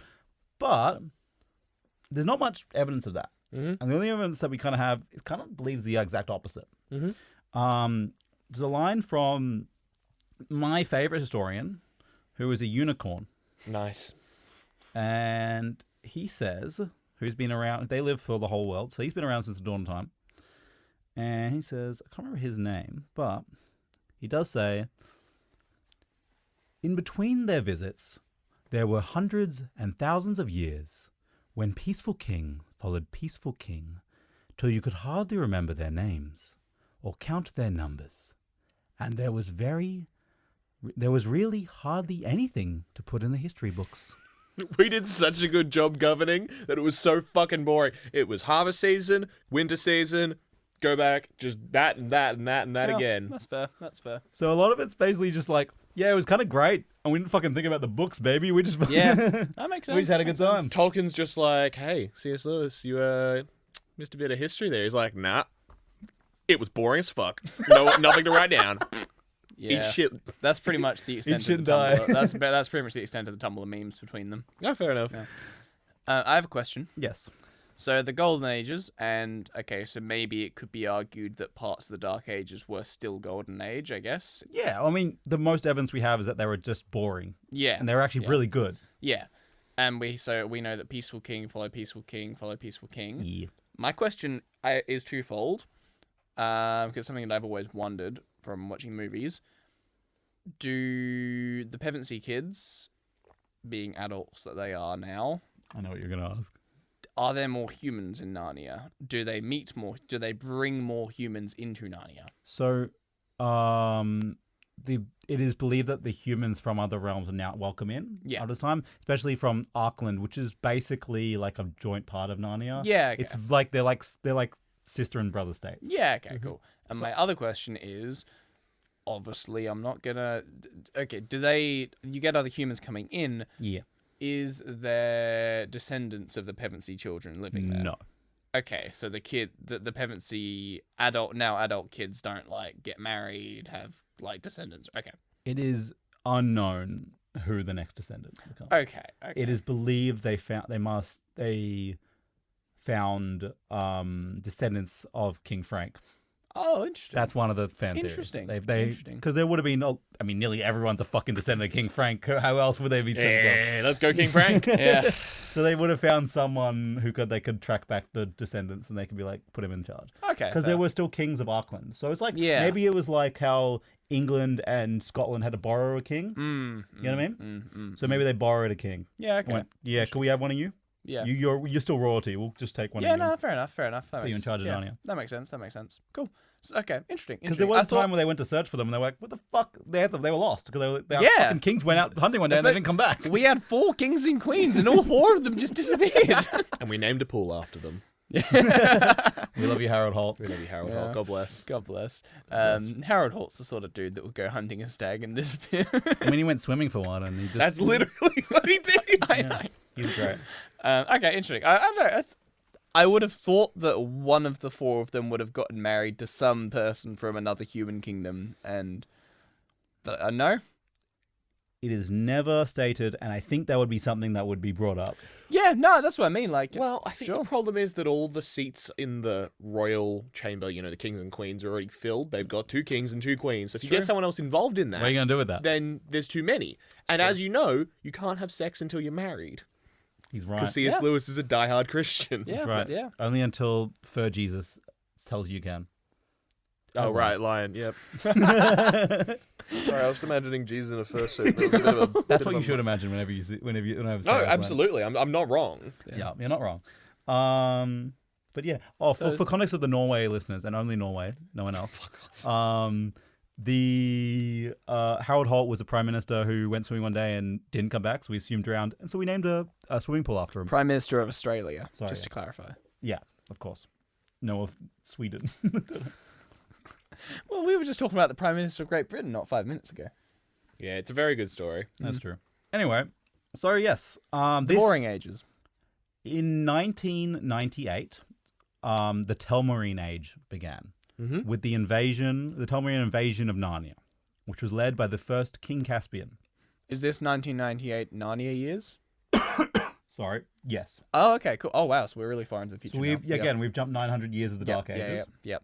And we are now in the Telmarine Age of 1998. Mhm. Yeah, we've jumped a lot of years. Yep.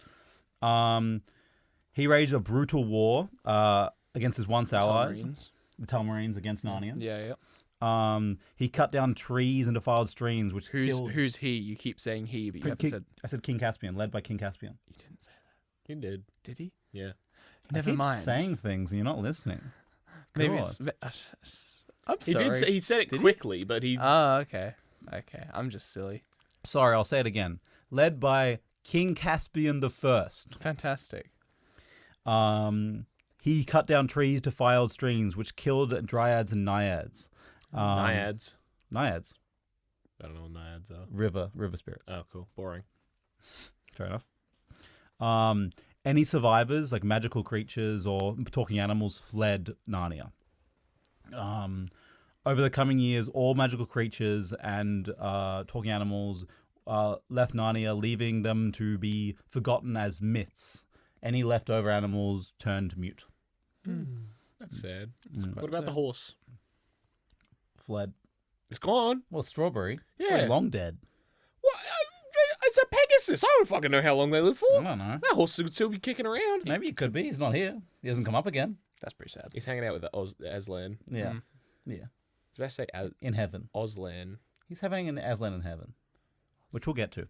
Anyway, we'll come to heaven. Uh-huh. Anyway, the Telmarines built a new castle inland as they feared the ocean. Well, seemed to fear what was across it. Mhm. The islands of Narnia were left to fend for themselves in these years. This age would last for 305 years and over 9 generations. Much more longer than the golden age we had. you know? Yeah, a better one. Yeah. But in the year 2290, Prince Caspian the ninth, that's supposed to be the ninth, was assassinated by his brother Miraz. With a gun, I assume? It's 2,000 years later, so I assume the technology is advanced as such. No, they just have swords. That's fucked No, up. it has advanced quite a bit, actually. They got but icons? it's gone from, like, kind of early medieval era to, like, pushing Renaissance That's in only terms in of the armor. movies. Oh, is it? I believe so. Forget I said anything. What the fuck are they doing then? Peaceful king after peaceful king. It was so fucking It was boring. so good. None of us ever thought, let's do better than No. this. I mean, that makes sense. Which, I wish we had too. Yeah. Yeah. It's not entirely stated, but like, I don't believe they get any new things. Okay. It's not like no one pulls out a rifle. you know? Yeah. Oh, yeah, no shit. There's no rifles. I don't think there's any cannons or anything like It was that. more because, like, at least from the movie perspective, the first movie was, like, borderline very early medieval of, like, basic plate and bow and sword and shield. And then, like, the second one was, like, fully developed plate armors, pikes, machine crossbow, like, proper machinery and crossbows, that sort of thing. I don't believe they get better. Okay, interesting. But consider this. Cannons would bang. Moving on. Goddamn. To be fair, that is his best joke all episode. Shut the fuck up. After his father was assassinated by his uncle, Prince Caspian X was sent into exile. He basically escaped before he could be assassinated. By the way, he was a 14-year-old boy, where he gathered the old Narnians to help him overthrow the Telmarines as a 14-year-old boy. Good. Rise and grind. They're really not doing well. They lost 2 different times where they tried to invade. They really gave it a go. Unlike the movies where he instantly calls the horn. Ah, okay. So In we the had a books, crack. he actually gave it a crack Damn. before he was his last resort. He's like, fuck, we're really fucking hurting right now. Yeah. And he blows the horn, which is Susan's old horn, which he got from Santa. Which you're supposed to call you when you need aid in the worst of times. And which brought the old kings and queens of Narnia back. This is All how. of them? No, just like Edmund. Okay. The So, golden. whoa, hold on a sec. Just the children. So blowing the horn Yep. summoned her siblings to her. No, just her horn. No, it depends on the situation. Okay, cool. I was gonna say, because if you have a horn that blows and it just summons the siblings to you, they're already probably there. That's not much help. So in the original, it wasn't originally for this, but Okay. it's now being held by her, by him. Prince Caspian. Yeah. Yeah. Anyway, so these children are now brought back into the world. It's only been like a couple of years for them, Nice. if that. I think it's been like no time for them. Yeah, but they've got like 25, 15, so like 20 years experience and now. this is how they are brought off a train. They're about to get on a train. Okay. And a magical horn was blown in another world and brought them up there. Okay. So when you said there's an entrance to Narnia on a train, you were telling a lie. Yes, he was. Yeah, There is a way to get from Narnia from a train. This isn't the only time someone comes to Narnia from a train. Okay, if you're gonna explain get it there. later. But this is one time that does happen. Jesus. Anyway, you're gonna Sorry, Aslan. you're gonna love it. Yeah. Thank you. Please respect my faith. Yeah. Holy Aslan. I also realized what I was mistaking Aslan for. It's Auslan, which is the Australian Sign Language. Anyway. Yeah. I see. Yeah. I see. Anyway, so basically they're very confused while they're back in Narnia, and they're like, everything's a fucking ruin. My castle's fucking wrecked. What the hell's happening? What'd you guys do? Yeah, like fuck. The animals are all not talking. What the fuck? There's a wild animals now. What the hell? Yeah, it's a great scene in the movie because obviously, like, they're used to talking animals that are really friendly and stuff. But when they're like first back, little, I guess now 10-year-old Lucy goes up to a bear and she's like, "Hello, Mr. Bear, what's your name?" And then the bear turns around and is like, "Arr!" And then she screams and nearly dies. I'd more be Pretty funny. laughing at the fact that Dwarf has to save her. Yeah. Caspian would be like, "Oh fuck, we're really backed up against the wall here." They blows the horn, and then the people summon. They're just like, "Oh, quick, talk to the horse, horse, where are we? What's going on, horse? You've got to tell me." The Yeah. real problem is they're not even summoned to Caspian. They're summoned just where they're back to their kingdoms. Not even like together. Yeah. Okay, great. Yeah, it's kind of Yeah, it crazy. takes a while to find Caspian. Anyway, Like we here. Anyway, yeah, they're very confused. Yep. Anyway, they catch up on everything. They come to him, and they're basically like, "Okay, we'll help you because we're here now. Why not? You know, we want Narnia back in the old kings of old. I don't know why they weren't summoned to stop this invasion, but maybe not. You know. Anyway, Are we in a new age now? so we're in the age of Restoration. the age of restoration. Okay, cool. This is just this is the very start of the age of restoration. Yeah.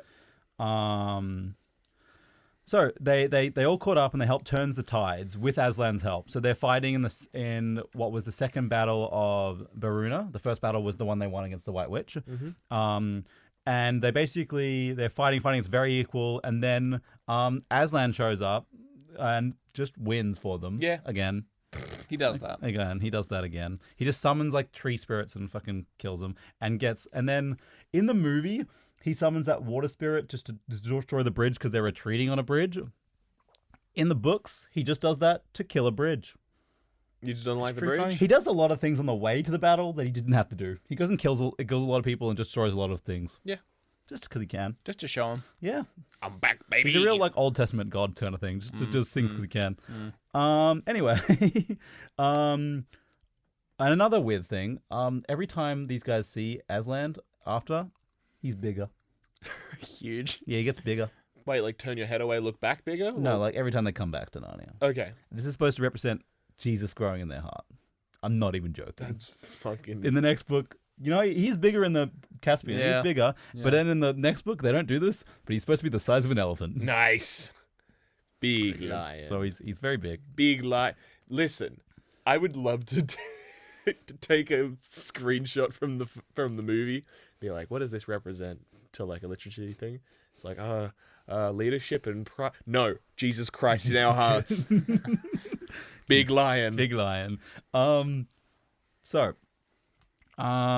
Basically they win the battle and they overthrow the Telmarines, and King Caspian is crowned the true king of Narnia. Fantastic. Weirdly, because he was the ancestor of the guy who invaded in the first place. Yeah. And the Narnians are like, we have to have a human ruling us. Yeah. It's one of their things. All the old Narnians and talking beasts return to Narnia. The Telmarines are given a choice by Aslan to either return to Earth through this portal, which many of them go, that's a fucking death trap. That seems I'm bad. not doing that. Yeah. Which is fair. Aslan definitely could do that. I'm not trusting Aslan at this point. And many refuse to do that, but some do, and then some don't and exist in Narnia. You say talking animals return to Narnia. Does that mean the animals just started talking again, or did the talking animals go somewhere? They like retreat to other lands. Okay, cool. Yeah. So there honestly, with the magic that they could have like came talking, but it is stated that they are ancestors, the ones here, so they probably just went to other lands. So there are distinctions between the animals that can talk and have proper sentience and those that don't. Okay, cool. Or one thing I didn't mention, but this is a good point right now. Yeah. All like mice weren't given the ability to talk, but then they're the ones who gnawed away at Aslan's bindings when he was on the stone table.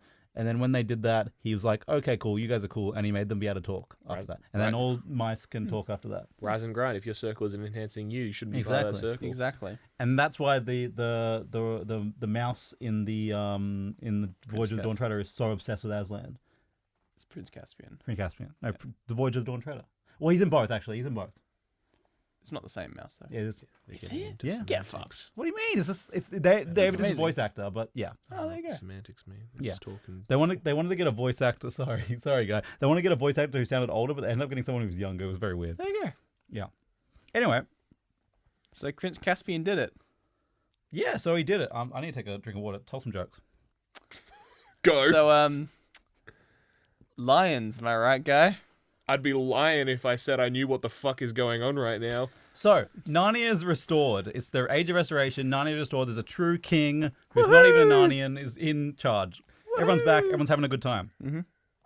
Prince Caspian restored the stability and security of the empire. Yay. Your new empire. Sorry. The empire of the Star Wars universe. Yeah. No. In 2304, Caspian pushed the giants, which, sorry, that's for context, that is about 10 years after, sorry. You're right, I was given a date here. So it's going to be about 10 years after he won and conquered Narnia and got this all back. You know? Very nice. So about 10 to 15 years after. He pushed the giants out of the north of Narnia, who had taken more space, taken more land from Narnia. Yep. And rebuilt the Narnian navy and connected the Lost Islands. If I'm honest, I don't know if that land's really belonged to him. If it's been hundreds of years, but we'll leave it. Oh, I just had a realization for something. What? I think I know why they haven't advanced in technological ages. Why? Because the world wasn't made out of volcanic eruptions layering metals and minerals to make iron and coal and other shit like this, nor were there any dinosaurs to turn to oil. So they don't have any of the natural resources in the ground that can be exploited to create the things that we use to create renewable stuff. Well, there's a lot of iron and steel in the world, so that's good I've gotten there. Actually, somehow. never mind. Fuck yeah. What? How does that work then? But God damn it. Through Aslan. Through Jesus, all things are possible. All things are possible. Yeah, of course. Aslan built the world as he wanted it, and it stayed the world he wanted it. You know what I mean? And then when it didn't, he came and killed a bunch of people. Yeah, exactly. Anyway, in 2306, he decided to go on a quest to find the long-lost 7 lords of Narnia. Oh. Who were exiled when the Telmarine started to be like a bit corrupty and stuff like that. I believe his uncle threw them out. Okay, so we've What? skipped. Okay, real quick. Yeah. Question. Yep. So, I really hope this wasn't just me missing it again, because that'd be really fucking awkward. I want you to be very clear. Those books, those movies, that especially the Voyage of Dawn Treader is very different to the book. I was going to ask, just before we go fully into where Dawn Treader, I guess, is, the end of Prince Caspian. They've restored Narnia. They killed the bad men. They sent the bad men away, and the good men lived. Whatever. What happened to the Pevensey kids? Oh yeah, so they're given a doorway to walk through as well, like with the Tamarine that want to walk home. So they just go home. They just go home. Dismissed from duty, soldier. And Susan and Peter basically they get told, "You're too old. You're not going to be able to come back here." Is there any like resistance that they have to it? Are they They're like, no? "Oh, we're a bit sad." Oh, Yeah, I've always wondered why they It's chose. Jesus. Well, you gonna sell no? I've always wondered why they chose to leave and go back to their England lives. If anyone thinks England is cool, it's you, man. I'm not. I'm saying to you, I would rather stay. That's what I'm saying. Yeah, I I'm don't always know. confused why they would go. Why they would I don't know. like England. I mean, London. Streets of London's one thing. Just Earth in general compared to Narnia. Like what? Aslan tells you that's your future. You got to listen to him. hey, you know who had the right idea? Frank. Yeah, Frank. Yeah, Frank's staying there. That's what I mean. You know, That could have been them. it could have been them. Could have been them. Could've They been could have them. been somebody. That could have been They somebody. could have been. Anyway, so Caspian is going on this quest to find the 7 lost lords of Narnia that were kicked out by his uncle, his evil uncle. Could have been a He contender. doesn't like uncles, does he? No, apparently not. this guy. Apparently not. C.S. Lewis. He doesn't like uncles. Anyway, Edmund and Lucy and their cousin Eustace is brought into this world through a magic painting of a ship that floods the room, and then they're in the Sea of Narnia. That's right. Of course. Makes yeah. total sense, right? Yep. Yeah. They're not even summoned at all. They're just there. They're just there. Yep. And basically they're brought here to help Caspian on his journey. It's not really clear why. But Huge. They wanted to help. Yeah. Anyway, along the journey, he does a bunch of things, finds out the lords. They're all either dead or in a coma or gone crazy. Nice. So, Oh, it's so Caspian. It's still Caspian in the book. yeah, still Caspian. Oh shit. Yeah, it's still that guy. I don't think it is in the movie. It is in the Is movie. it? Yes. Oh, so it's Caspian in the movie. Yeah, I remember. Yeah. It's Caspian in the movie. Yeah, guys, it's Caspian in the movie. Catch up. Yes, Sold. it is Caspian, and it's the same rat guy. who- Okay. And the rat guy is on the journey. The mouse guy is a talking mouse who is good with a sword. He wields it with his tail. Keep up. Who was actually part of the inspiration for Sylvana. Fun fact. That's fun. Yeah. As a character in our D&D, last D&D campaign. God damn. Yes. Past tense. I'm going to cry about this. So this mouse has come along to see the end of the world. He wants to get to the he wants to see the world's end, which is supposed to be Aslan's country, which is like hinted to be what the Telmarines are so afraid of across the sea. Yeah. That'd be fucking sick if you didn't know about the end of the world. You see this mouse running past you with a sword. You're like, oh, small adventurer, what travels be you on? I'm going to go see the end of the world. What? So it's across the ocean, but yes. Yeah. Anyway, along the way, the Prince Caspian meets the daughter of a star. Let's not get into it. Nice. And falls in love with her, and she is the queen. She is now his new queen. This is the first voyage ever to reach the end of the world, which they do.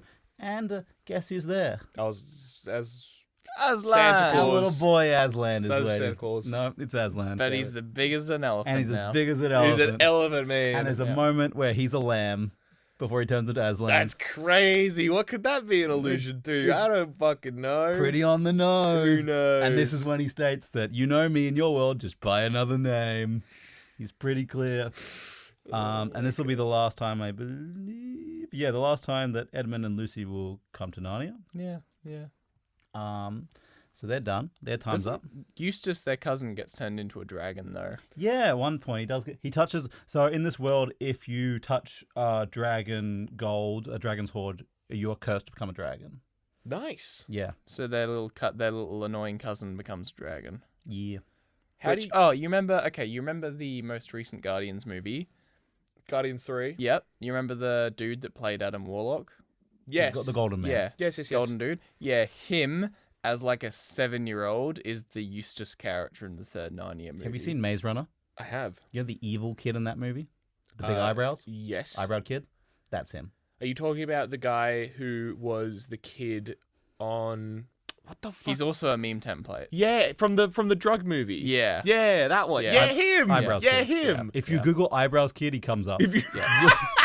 I love that. William Jack Google Poulter. Matt has Googled eyebrows kid, and just knew that it would. It's also got a picture of him next to Sid from Toy Story. William Poulter. Yeah. What the fuck? So yeah, that's him. incredible. Yeah, okay, yeah. yes, I am aware Yeah, of this yeah. person. Yeah, he's the cousin that Lucy and Edmund bring with them by In the accident movie. in the third movie. That's. Hold on. Do they have to explain it at any point? Oh, they try to. He doesn't really listen, and he doesn't get. No. He's a really petulant brat No. of a kid as well. I know. Kid can be as annoying as he wants. Yeah. Do they have to explain it to his parents? No, No. not Great. that we see. We never tell the parents about Narnia. Come on. I know. It's You just don't tell the like, parents about Narnia. let's send the boy to go chill out with his weird cousins. Oh no, he's dead. I wonder. He's disappeared. Where could he have gone? They remember they appear back instantly when they left. Not him. Like he does. He was a fucking He dragon. gets He better. can transform. He does. Okay, sorry. I thought he didn't come back. No, he gets better. Okay. He gets better. I very think quickly. Aslan, from memory, Aslan just kind of goes, and he turns back into Well, that's a kid. that's I can't remember. That's I believe it's not the same in the book, but I can't remember Okay. exactly how he turns back. Okay. It's only for because the book is not written like the movie. It's not one story. It's like 7 short stories. None of them are like related to each Sans other. any other evidence, I will assume that Aslan nodded and he's not a dragon anymore. Honestly, he blows on him and he's not a dragon anymore. He blows him on. There's a lot of when Aslan wants to do something to you, he breeds on kids, but it states he blows on the kids. I'm not even joking. Terrible. C.S. Lewis, if I you're think we're listening to cancelling this, C.S. Lewis, guys. if you're listening to this, C.S. Lewis, you need to do better in your stories. I want to make something very clear. Yeah. This was written in the 50s. He also uses a lot of words like gay to mean happy. So when there's a lot of times that said, let's be gay. Yeah. We need to be gay. Yeah. Yeah. I think that holds true to today. Yeah. We need to be gay. Yeah. Hey man, Magic Faraway Tree, Fanny and Dick, best characters ever. I got no problem with that. So right. Anyway, back to Narnia. Back to Narnia. So so Prince Caspian returns from his voyage. He's great. He's a good king. He got all the 7 lords. Well, they're all dead actually, so he didn't get any of them anyway. He got back and went cool. He got a wife along the way anyway. I fucking love when they don't do the thing that they set out to do. Well, he's got his wife. That's close enough. That's it. He got his honestly. wife and he hit the end of the world. What more can you ask? You know. Yeah. In 2345 in the year, his wife is killed by a green poisonous snake who kills her near instantly. Oh, His the Satan snake. his son then goes out looking for the snake every day to go see if he can find it and kill it, but is enchanted by a beautiful woman in a pond. He then disappears from Narnia, and disappears for a long time. Prince Caspian, getting old at this point, gets very stressed, and he actually gets through the stress of losing both his wife and his son in 1 year. Grows old at a very early age, like 60. He looks like a withered old man.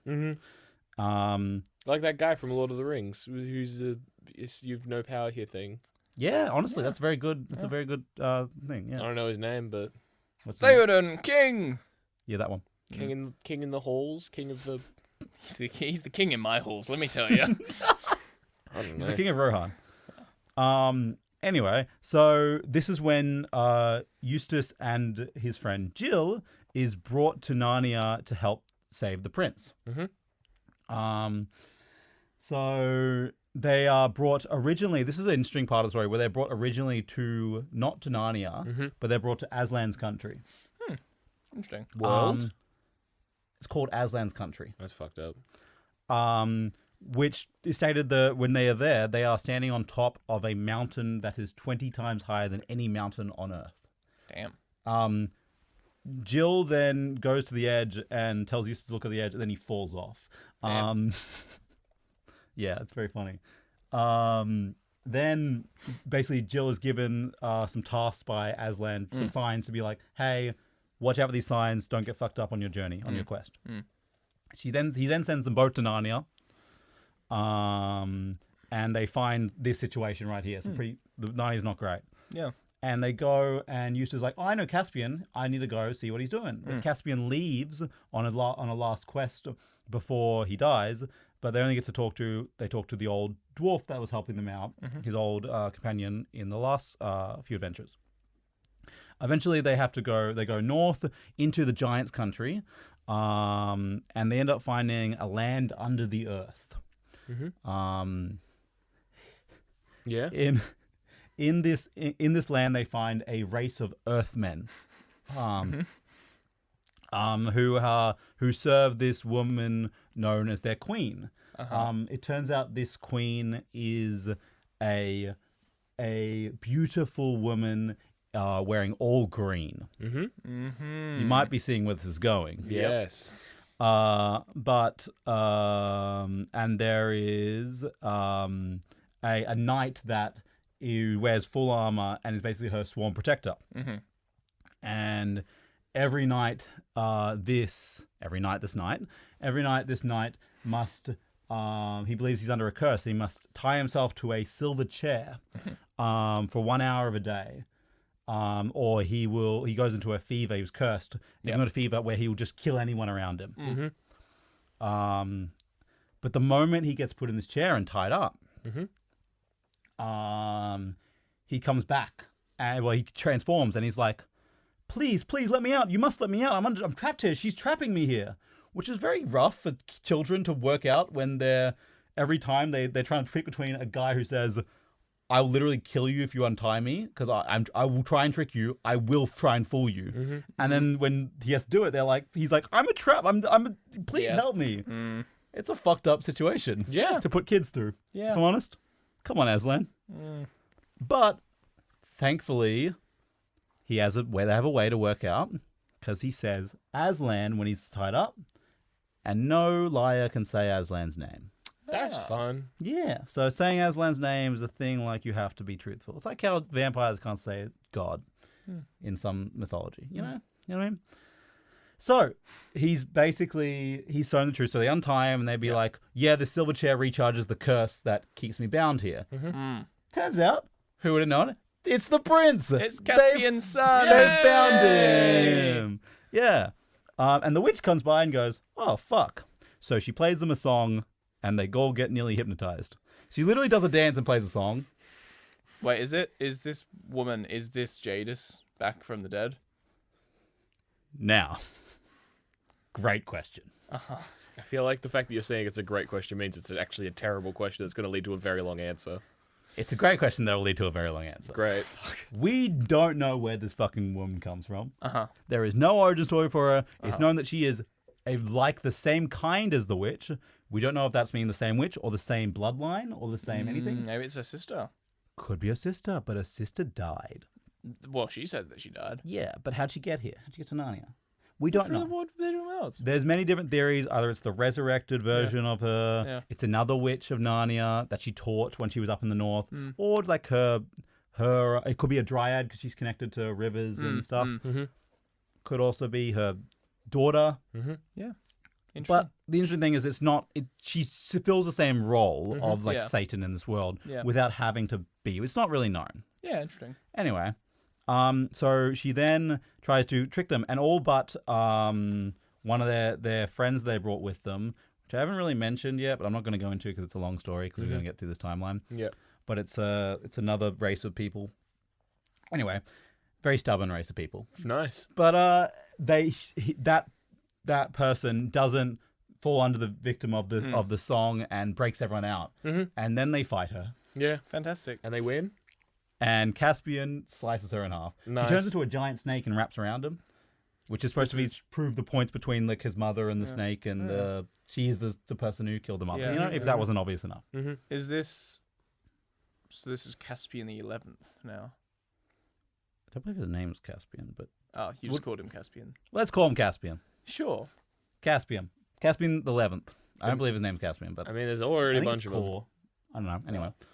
Nice. She calls another prince. There's so many princes. I'm confused. It's like real history. This is crazy. Yeah, I know, right? Now they keep naming them after the same guy. Anyway, fucking Louis the 22nd. We're going to call him Caspian the 11th to make it easier. Anyway, Caspian the 11th. Yes. Slays his queen, but oh no, this underground kingdom that they're in is being flooded and falling apart. So clearly the magic was either connected to her or it's triggered on her death. Very bad. And the Earthmen come. And they're like, oh, we're fucked. These Earthmen are going to be really mad. But it turns out these guys are actually under her spell. And like, oh, jolly, good. That's not bad. So they're like, no, we're actually from an even deeper land. Fuck off. Even under this is way above the surface for us. We live under the earth, near the magma, the living magma of the earth, the molten earth. And then the living magma of the earth comes up and sings its people home. Fuck. And then they offer to give this new king a tour of it, and he's like, yeah, that sounds cool. And then the earth starts closing. He's like, oh, sorry, I guess we're not going to be able to. Never mind. And they go into the living. They're like, this is the surface, and this is like deep underground for any normal person. Mm-hmm. So that's fun. This was also, by the way, sorry if I didn't mention it earlier. They went up north to find the entrance of this cave. Yeah. But when they went in, it was a long tunnel to get here, and this was said to be under a kingdom that the queen, who was said to be good when they were talking to her, was supposed to take this land back for the people. Mm-hmm. So when they come out underground, finally, when they run out of this cave, it's like, oh, it's Narnia. We're back. That's crazy. That's crazy. That's crazy. Smashing journey, gents. Smashing journey. Great job. And then they return the prince, and he gets to see his father one last time, and then his father instantly dies. Damn. Yeah. So old Prince Caspian was in quite a few of the books then, really. Yeah, he actually was. He's a pretty good character. And then he dies. And then, and this is going to be weird. So they go back to Earth. Mm-hmm. I didn't mention, the way they got to Earth this time is they were running from bullies. Okay. Because they were in school, and it was very clear, C.S. Lewis doesn't like school. That's crazy. He really doesn't like school and education, like general education. Okay. I mean, pretty reasonable. And I wasn't a fan of it at the stated time that either. any like progressive things that they're teaching is really bad to the kids. Oh, never mind. And then he also says, by the way, the principal was a woman. How terrible. Unthinkable. How dreadful. Jesus. Next, they'll be in the workplace proper. He didn't like say that as like that was that should explain what's happening and why they're bad teachers, or if that was just a thing to add. You know what I mean? Yeah. He just felt like it.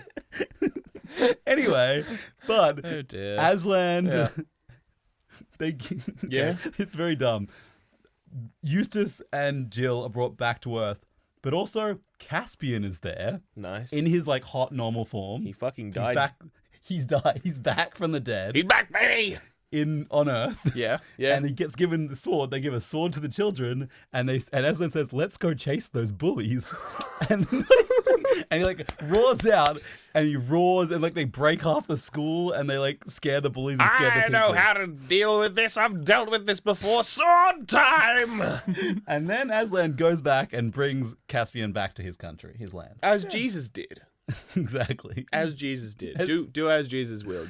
Give children swords and go fight their teachers. Yeah. Fuck yeah. So yeah, we have one book left. Oh, dear. We have one book left. how many books? So we've been through 6 books. 6 books. Nice. One last one. So, I just gotta remember the start of this one. So the start of this one, it all starts when a donkey and a monkey find a lion pelt, and the monkey decides to use it to put it on the donkey and trick people that it's Aslan. Oh, sorry, Matt. You put your script away. That's actually a Mad Libs you've got pulled up there, because that made no fucking sense. I'm not even joking. He's pulling up the wiki page to prove me wrong. This is where my script kind of ran out, but I memorized it. So Yeah. this would be maybe a little touchy, but I have it. Just subject us already. Go for it. So spreads through the kingdom that Aslan has returned to Narnia Woohoo! and is giving commands. But it turns out that it's this monkey and donkey, and only under Aslan only comes on after in dark lighting, so he can't quite tell it's not Aslan. Weekend at Aslan's. Yeah. And so the king hears of this, hears Aslan's back, and he's like, wow, that's great. Aslan's back. And then one of his centaur buddies comes and says, hey, I've read the stars. Bad fucking shit's coming. And he's like, really? Aslan's back. You sure? And then a naiad or a dryad, one of the two, come up and say, I think it's a dryad, comes and say, hey, all my fucking family is dying. Our trees are getting cut down. And then he's like, oh, that sounds shit. And then she dies right in front of him. Because when a tree gets cut down as a dryad, they die. Sorry, in my head, I'm thinking like a security guard in a building, and he's just sitting there chilling, minding his own business. Security's good. And Barack Obama walks up. He's like, "Holy shit, Barack Obama!" And then the security alarm starts going off, and a guy runs past, like, "Hey, there's a fire!" And like comes running from where Obama's walked from, just like, "Hey, there's a fire started in there." He's like, "Nah, don't worry about it, Barack Obama." Obama's standing there slyly with his hands behind his back. He's got matches and oil holding it. Why is Barack Obama Jesus? I just picked I picked a guy who I would ignore a situation to pay attention to. Fair enough. He deserved it, didn't he? Oh no. Ooh, that's not. Anyway, so the king is not very happy. So it's Tyrion. Sorry, that's his name, Tyrion. Tyrion Lannister. No, it's not. Yeah. Anyway, it's Tyrion, and he's not very fucking happy, right? So he goes, I am going to fucking go put a stop to them. And he doesn't even wait for the army. He's like, I'm going to go do it myself with a couple mates. He's like, send the army after me as reinforcements. He literally says that. Get them all ready, get all the banners ready, come after me. Fuck. So he goes to stop him, and he finds some people who are like slaving horses and chopping down the trees and like sending it out. Then he's like, I'm so fucking mad, and he kills them all. Don't do that. These are clawmen, right? Don't do that. These are the Middle Eastern people in this world, and he kills them all. And then he's like, fuck. Probably shouldn't have done that. Maybe I should have listened first. Maybe I'm wrong. So he turns himself in. And he turns himself in, and he goes and gets put in front of Aslan, and Aslan, and Aslan comes out and is like, well, the monkey that's representing Aslan comes out and says, well, Aslan is now not only Aslan, he is now also Tashlan, which is the demon god that the Clawman people worship.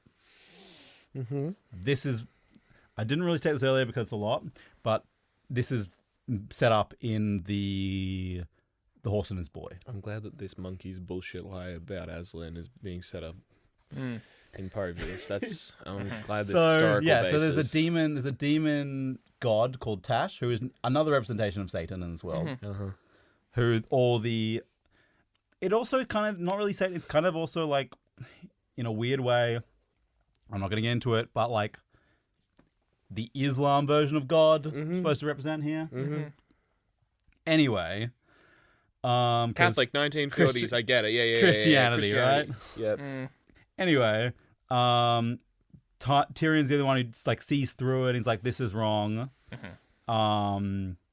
So basically, in the end, they ended up accidentally summoning Tash himself, thinking he wasn't real. And in this stable, anyone who gets like thrown in this stable is supposed to be... Okay, sorry, I've set this up wrong. There was supposed to be a stable where if you go inside that, you're supposed to be like very scared and come out to prove that God's real. But so they make a cat go inside there to a talking cat is on their side to do this. It's a very weird Bro, you book. should have quit while you were ahead of the last book, man. I'm not gonna lie. Both you and C.S. Lewis. Listen. I'm an advocate for the term "let him cook," but when I'm looking over his shoulder and I'm seeing smoke and ash and a monkey wearing a lion's skin, I am. Maybe stop him cooking. Maybe turn the heat down a little bit, old C.S. Lewis. So. But when this cat goes inside, yes, into the horror of it, he comes running out. Yeah. When he was supposed to trick people, he comes running out, and he's so scared he's lost the ability to talk. So in all this like revelry and like Narnians and Tarmarines fighting, basically people who get thrown into this stable and either come out like very horrified or don't come out at all.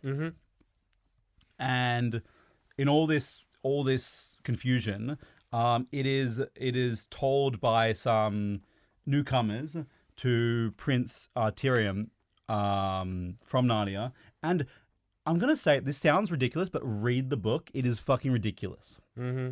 It's all done in a weird way that the entire navy and army of Narnia have all been killed Great. because the Tolmarines invaded. Sorry, not the Tolmarines. The Clawmen invaded and just won. And that's done off screen, off page. That's insane. Irrelevant. We're talking about the horror stable over here. Yeah. So Tyrion is like, cool, I'm going to fight to the death because why not? I got beef with this So stable. in all this, Tyrion is like captured and he's like, I need help. What happened in other worlds when I needed help?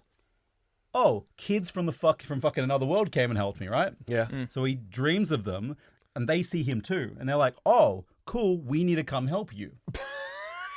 Who are the kids? All of them. All of them. Everyone. Like, Edmund, Peter, Lucy, Diggory's there, Polly's there. They're all in one group on a train. damn, together. bro. I thought you meant every child.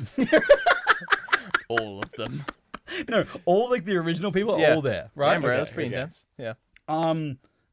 Then, they're all on a train together. They happen to all be on a train together, and they're going. They basically said, "Okay, so what we're gonna do is we're gonna get Edmund and Peter to go to that tree and dig up those rings and come help you So wait, do they know about the rings now? because they know Diggory and they know Polly."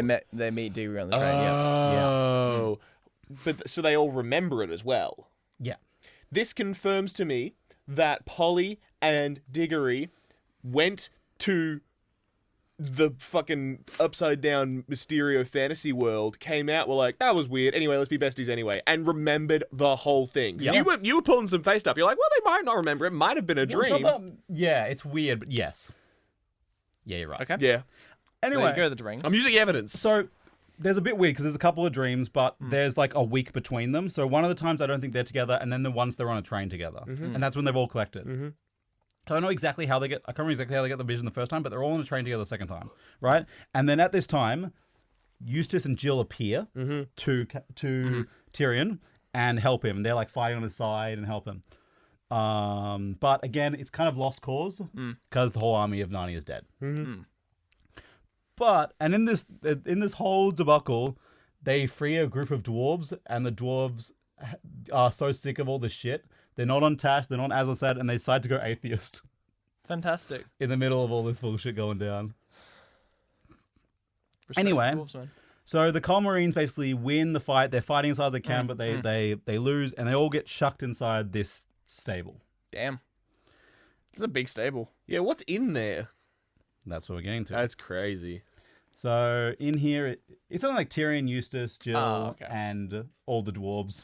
The kid? All of the kids or just Jill and No, Eustace? it's only Jill and Eustace Okay. that got to Narnia. Okay. And the others can't get to Narnia. Yeah, anymore. okay. All of the dwarves? Sorry? All of the dwarves? Yeah, yeah. Well, most of the dwarves were killed, and then 11 were tossed in here. 11 dwarves. Yeah, it's 11 dwarves, but it's never made clear what that means. If that was a Snow White reference or what. That's the wrong number of dwarves, but sure. Oh, sure. Anyway, so the dwarves were chucked in. Anyway, then in here, they step into there, and they're not in a stable. They're in Aslan's country. And here are all the people that were on the train. But they're all dressed in like fine robes and kingly outfits. So they're all nice and dressed up. And they're like, wait a second. What the fuck? Also, Tash is also there, who gets to eat one of the Tolmarine guys. while As a he's there. treat. Yeah, he's basically like, you're Satan, you get to eat bad people. And then Aslan tells you to fuck off. Basically, he tells them that. And there's one, and this is where it's kind of weird because the atheists can't see any of this. They just see a barren stable. Funny way to refer to the dwarves, but yeah. The atheist dwarves. The atheists. The atheist dwarves. And one of the Tolmarines, who is like a follower of Tash, like sacredly, an oath, gets told by Aslan that don't worry, you were always following me. To follow any religion good is you're following me. To follow me bad is following Tash. So if you're a bad Sem, but you do it in Aslan's name, you are following Tash. But if you do good things in any other god's name, you're good. So it is stated that any other religion is worse than being atheist. Interesting. Anyway, C.S. Lewis has got a real fun spin on Christianity. He sure does, huh? anyway, they question, hang on, why is everyone here? Why is everyone in Aslan's country? The last thing we remember is being on the train and then it going around the corner to the station really fast. They fucking died. They all fucking died. Yeah! And Aslan tells them, you're all fucking dead. You died in that train accident. Every one of you on that train is dead, including your parents and Diggory and Polly.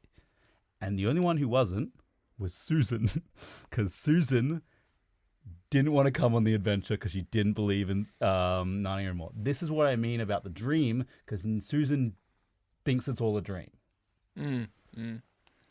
So Susan didn't come on the adventure, and her entire family died and got to go to heaven, and they literally state that she didn't get to come along. Because she didn't believe. Yeah. Aslan hands out the worst bonuses I have ever seen to his employees. Motherfucker does not know what a benefit is. Congratulations, you've done a wonderful job in supporting me. Great job, great job. Anyway, you just died in a car crash. But you can join me now. So he then goes out of the stable back to Narnia and yells, "It's time." Awakening Father Time. Fuck off. To end the world. So then I have the paragraph here. So Father Time, Aslan awakens Father Time, who rises into the sky like a giant among giants. Father Time raises a great horn and sounds a sound. Sorry, badly written. The sky immediately fills with shooting stars, and all the stars from the heavens come back to Earth.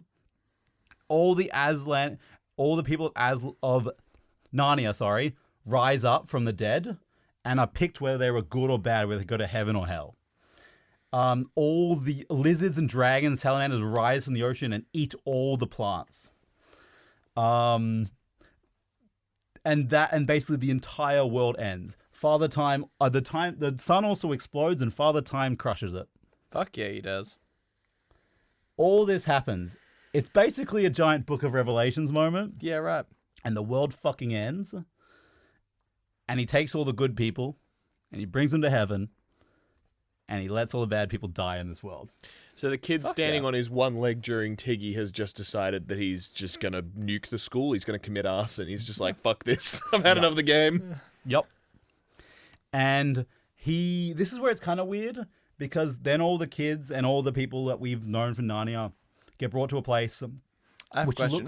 Sorry. Question. Yep. When they're on the train, when they're in heaven, whatever. Yep. Polly and Diggory and Peter and not Susan, Lucy and Edmund. Not Susan. All of them apart from Susan. Are they however old they are in the real world now, or are they the age they were when they came to Narnia? So like they're however age they were. I think they're all adults. I can't remember if they're adults or however they were in the real world. Okay, cool. So Diggory is an old fucking man, and Peter's like... I can't remember. I think they might be brought back to their ideal age. Okay. Ideal age. That's still a loose term. I love that. I don't know. But they're in heaven. Yeah. They're in heaven. Mm-hmm. It's good. Sorry, the little thumbs up Matt just gave me. It's good. They're in heaven. They're all dead. Except Susan has to live with the trauma. Yep. It's fine. Anyway, they get brought through to what it looks like a better Narnia. A better version of Narnia. And everyone on their adventure, every people they ever met, Mr. Tumnus, the original Caspian, all of them are there and they're happy to see them. Fantastic. The beavers? It's heaven. The beavers. Fuck Everyone. Yeah, the beavers! Everyone is there. Then they... Don't say then. Well, this is where it's weird. Because... This? This? Yeah, this? Yes. This is where it's weird. Uh-huh. This world could be... It's theorized what this place is, because it is a better Narnia. Mm-hmm. But they can also see a better England from where they are. I mean, where if the sky's blue, baby, it's a better England. In this better England, they can see that Diggory's house in the books it is mentioned earlier that his house was bulldozed. But in this version, it wasn't. So there's a lot of, but it's weird. This is this Aslan's country or is this not? You know what I mean? Yes. Because Aslan's country is different, but this seems to be a better Narnia. So I believe this is Aslan country, but some people don't believe that. It's never fully stated. I believe this is heaven, but it also stated that any adventure they have here is going to be way better than any adventure he's written so far. This is the equivalent of when you cut into a scene and the character tells the punchline to a joke and then everyone laughs. Yeah. It's like, where's the rest of the joke? You can't just go, oh, the joke was so good, man. Yeah, their adventures were amazing. Every adventure they have here afterwards, 10 times better than anything I read. And let's hope Susan got to come here too. Yeah, eventually. So She's yeah. chilling. Yeah, it's interesting. I'm not really going to go into it because plenty of people have like talked about it online, but it's like she grew up and she stopped believing in Narnia, but also like I think it's like supposed to be an allegory for not believing in Jesus, you know? Oh yeah, clearly. So like, yeah, She goes to hell. yeah. Well, I mean, yeah, that like The dwarves who were atheists didn't get to go either. I know, but she was fucking one of Aslan's heroes for like 15, 20 years. yeah, and she but stopped believing. If you stop believing, you stop believing. Because he made her forget. She chose to forget. This is like, what's Job? This is like Job all over again. We are testing you, Job. We have killed your family. Do you still believe in God and believe God is good? Yeah. It's fucking unfair, man. Yeah. Well, you know what they say. Faith is tested when it's actually difficult, I guess. It's a bit more different when God snipes your entire family. Okay, I'm talking about Susan, not Job, but It's fair. No, yes. Yes. Yeah. God also sniped her entire yeah, family. but she wouldn't know that. All she'd know is they got on a train and hadn't had an accident, you know? To be fair, it is not known if Jesus, Jesus, well, Jesus, yes, Aslan caused the accident, or they just happened to die and he brought them to get heaven. Yeah. It's not known. Okay. It's not known. So he's not in charge of everything? He's not in control? Well, that is Not all that powerful? depends on your depiction of Christianity, whether God's plan is written out for you or you read out, you make your own. That's a very dependent on your own faith That's a Christian question that we that we're not prepared to answer. So is that? But in Narnia's sense, Aslan definitely fucking killed the them. family. Definitely fucking killed them. We're ready to write that in the canon. So is that Narnia? So that's the end of Narnia. The world ended when Aslan thought, this is pretty good.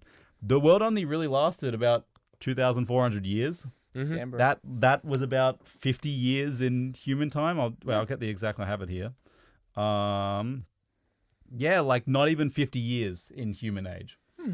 The last one was in 1949. There you go. Okay, so here's my question. Here's my thing, right? Yep. The thing that I don't like so much about the Chronicles of Narnia, / like the more I learn about the lore of the Chronicles of Narnia, is that they really do just be a amazing, all-powerful, unstoppable god entity of Aslan. Yeah. Like, he is just like everything. Who likes to use children to solve his problems. Yeah, I don't like that. You know, like I always liked that at least from when you just watch the movies, you kind of got the idea that Aslan and the witch were Contenders. on the same level Yeah, and enemies. contenders. Yeah. At least specifically in the first one, not the other ones, obviously. That's the only one I've seen. I'm untarnished. Yeah. The Jesus metaphors start to become more heavy-handed in the second movie and onwards. But like in the first movie, and the thing I always liked about it as a kid, it felt like the witch and Aslan were in like a actual contention with each other. It wasn't just, oh, okay, but like, let's be real. Aslan's like 20. It's like comparing Superman to Batman, you know? It's like, Okay, let's not put those. yeah, maybe let's not do that. That's a contentious It's argument. it's much better to say, let's compare an ant to Guy. One ant is never going to beat Guy. Sure? Depending on, Depends on the ant. doesn't matter how hard he tries. I mean, you can bite him and hurt him, but that's about it. You know? Yeah. In the end, even if Aslan dies, God is not dead. You know? Yeah, no, yeah. Yeah, and if I feel like it, I could kill that ant's whole family. Yeah, exactly. Exactly. Yeah. Yeah, exactly. Yeah. So that is Narnia, Guy. What do you think after learning everything and about our Jesus Christ? thinking about the fact that I don't know if I really am much more attracted to watch the films than I was before this. I feel like I've gotten everything I really need out of this series. Mm-hmm. Well, I for one am keen to go rewatch the movies. What were your main 3 takeaways? Go. Mouse with sword. Yep. Jesus lion. Santa's a sexist. Santa's a sexist. Well, if you enjoyed this episode of Living by Law, please rate us on iTunes or Spotify, wherever you listen to your podcasts. For every star you rate is how much Jesus loves you. No, wait, no. The more stars you rate, The more children will come to your defense when the world ends. yes, you'll get 5 kids in the end. Yeah. Tyrion only got 2 kids. Yep. So he only rated us 2 stars. For every star that you rate us. Caspian rated us 4 stars. Fuck yeah. Yeah. For every Yeah. star that you rate us, another cabbie will be turned into a king of an alternative universe. Yes. Also, again, there's like a multiverse of, there's like, when they go to the wood between worlds, there's like so many different like ponds. This world's like a multiverse, so many worlds anyway. It's very fun. What's the wood made out of in the forest? Wood. Red Hour 5 join our Patreon where you can see us talk bullshit behind the camera. And if you're already here, hi! Hi. You guys didn't join me in my enthusiastic waving. I didn't Now know I you feel were like going an to do idiot. it. You kind of jump scared us with it. Also, Patreon, you get to see our scripts, our terrible written scripts. So, yeah. You get to see what kind of shit we're coasting off of here. Oh yeah, baby. Yeah, YouTube, Facebook, Twitter, X, Threads. I don't know what you run. just follow TikTok, Instagram, and YouTube, and maybe Facebook if you're on that. Yeah, Those are the main ones. You don't Yeah. need to follow anything else. that's fair. I don't use X anymore or Threads. I have it. We're on Threads if you want to go there. It's but- on there. It's just an empty account. Yeah, Yeah. So, We got yeah. the name saved. exactly. I think there is an account. I I think think there's 9% of Threads accounts are just name saved. and everything else. yeah. I mean, there's a photo of my dog on Twitter. There is. And some pictures of you holding Pokemon on Twitter as There well. are. There you go. Go to Twitter. Sorry, See that. sorry. I'll never call it X. Yeah. You did 2 seconds ago. Shut up. And if you enjoyed this podcast, go tell your friends. Pretty sick. Yeah. That'd be pretty cool. Pretty sick. Thank you. And yeah. Good night. So do you think Good that, morning. good evening, There you my go. friends. There you go. Do you think? Do you think? So do you think Narnia has ever turned people Christian? I don't know. That's interesting. Yeah. That's a topic I'm willing to get wonder. into. Do you think C.S. Lewis was trying to do This that? lion fucking bangs so hard, I'm gonna become Catholic. Do you think anyone read this Bible and was disappointed that it wasn't a lie? Do I believe that someone could be turned Christian by Narnia? No. Do I believe that someone read Narnia, then read the Bible, and was really disappointed? Yes. 100% yes. Where's the I mouse? could totally Where's see the that. mouse with the sword? Where is that lion who fixes it? I mean, there's a guy whose power directly relates to how long his hair is. Is that true? Yeah. That's fucked up. He lets a girl cut his hair and he loses all his Show me. strength. You talking about Khal Drogo? Show me. No, I'm talking about Samson. He's fucking sick. Thank you for listening to Living by the Law.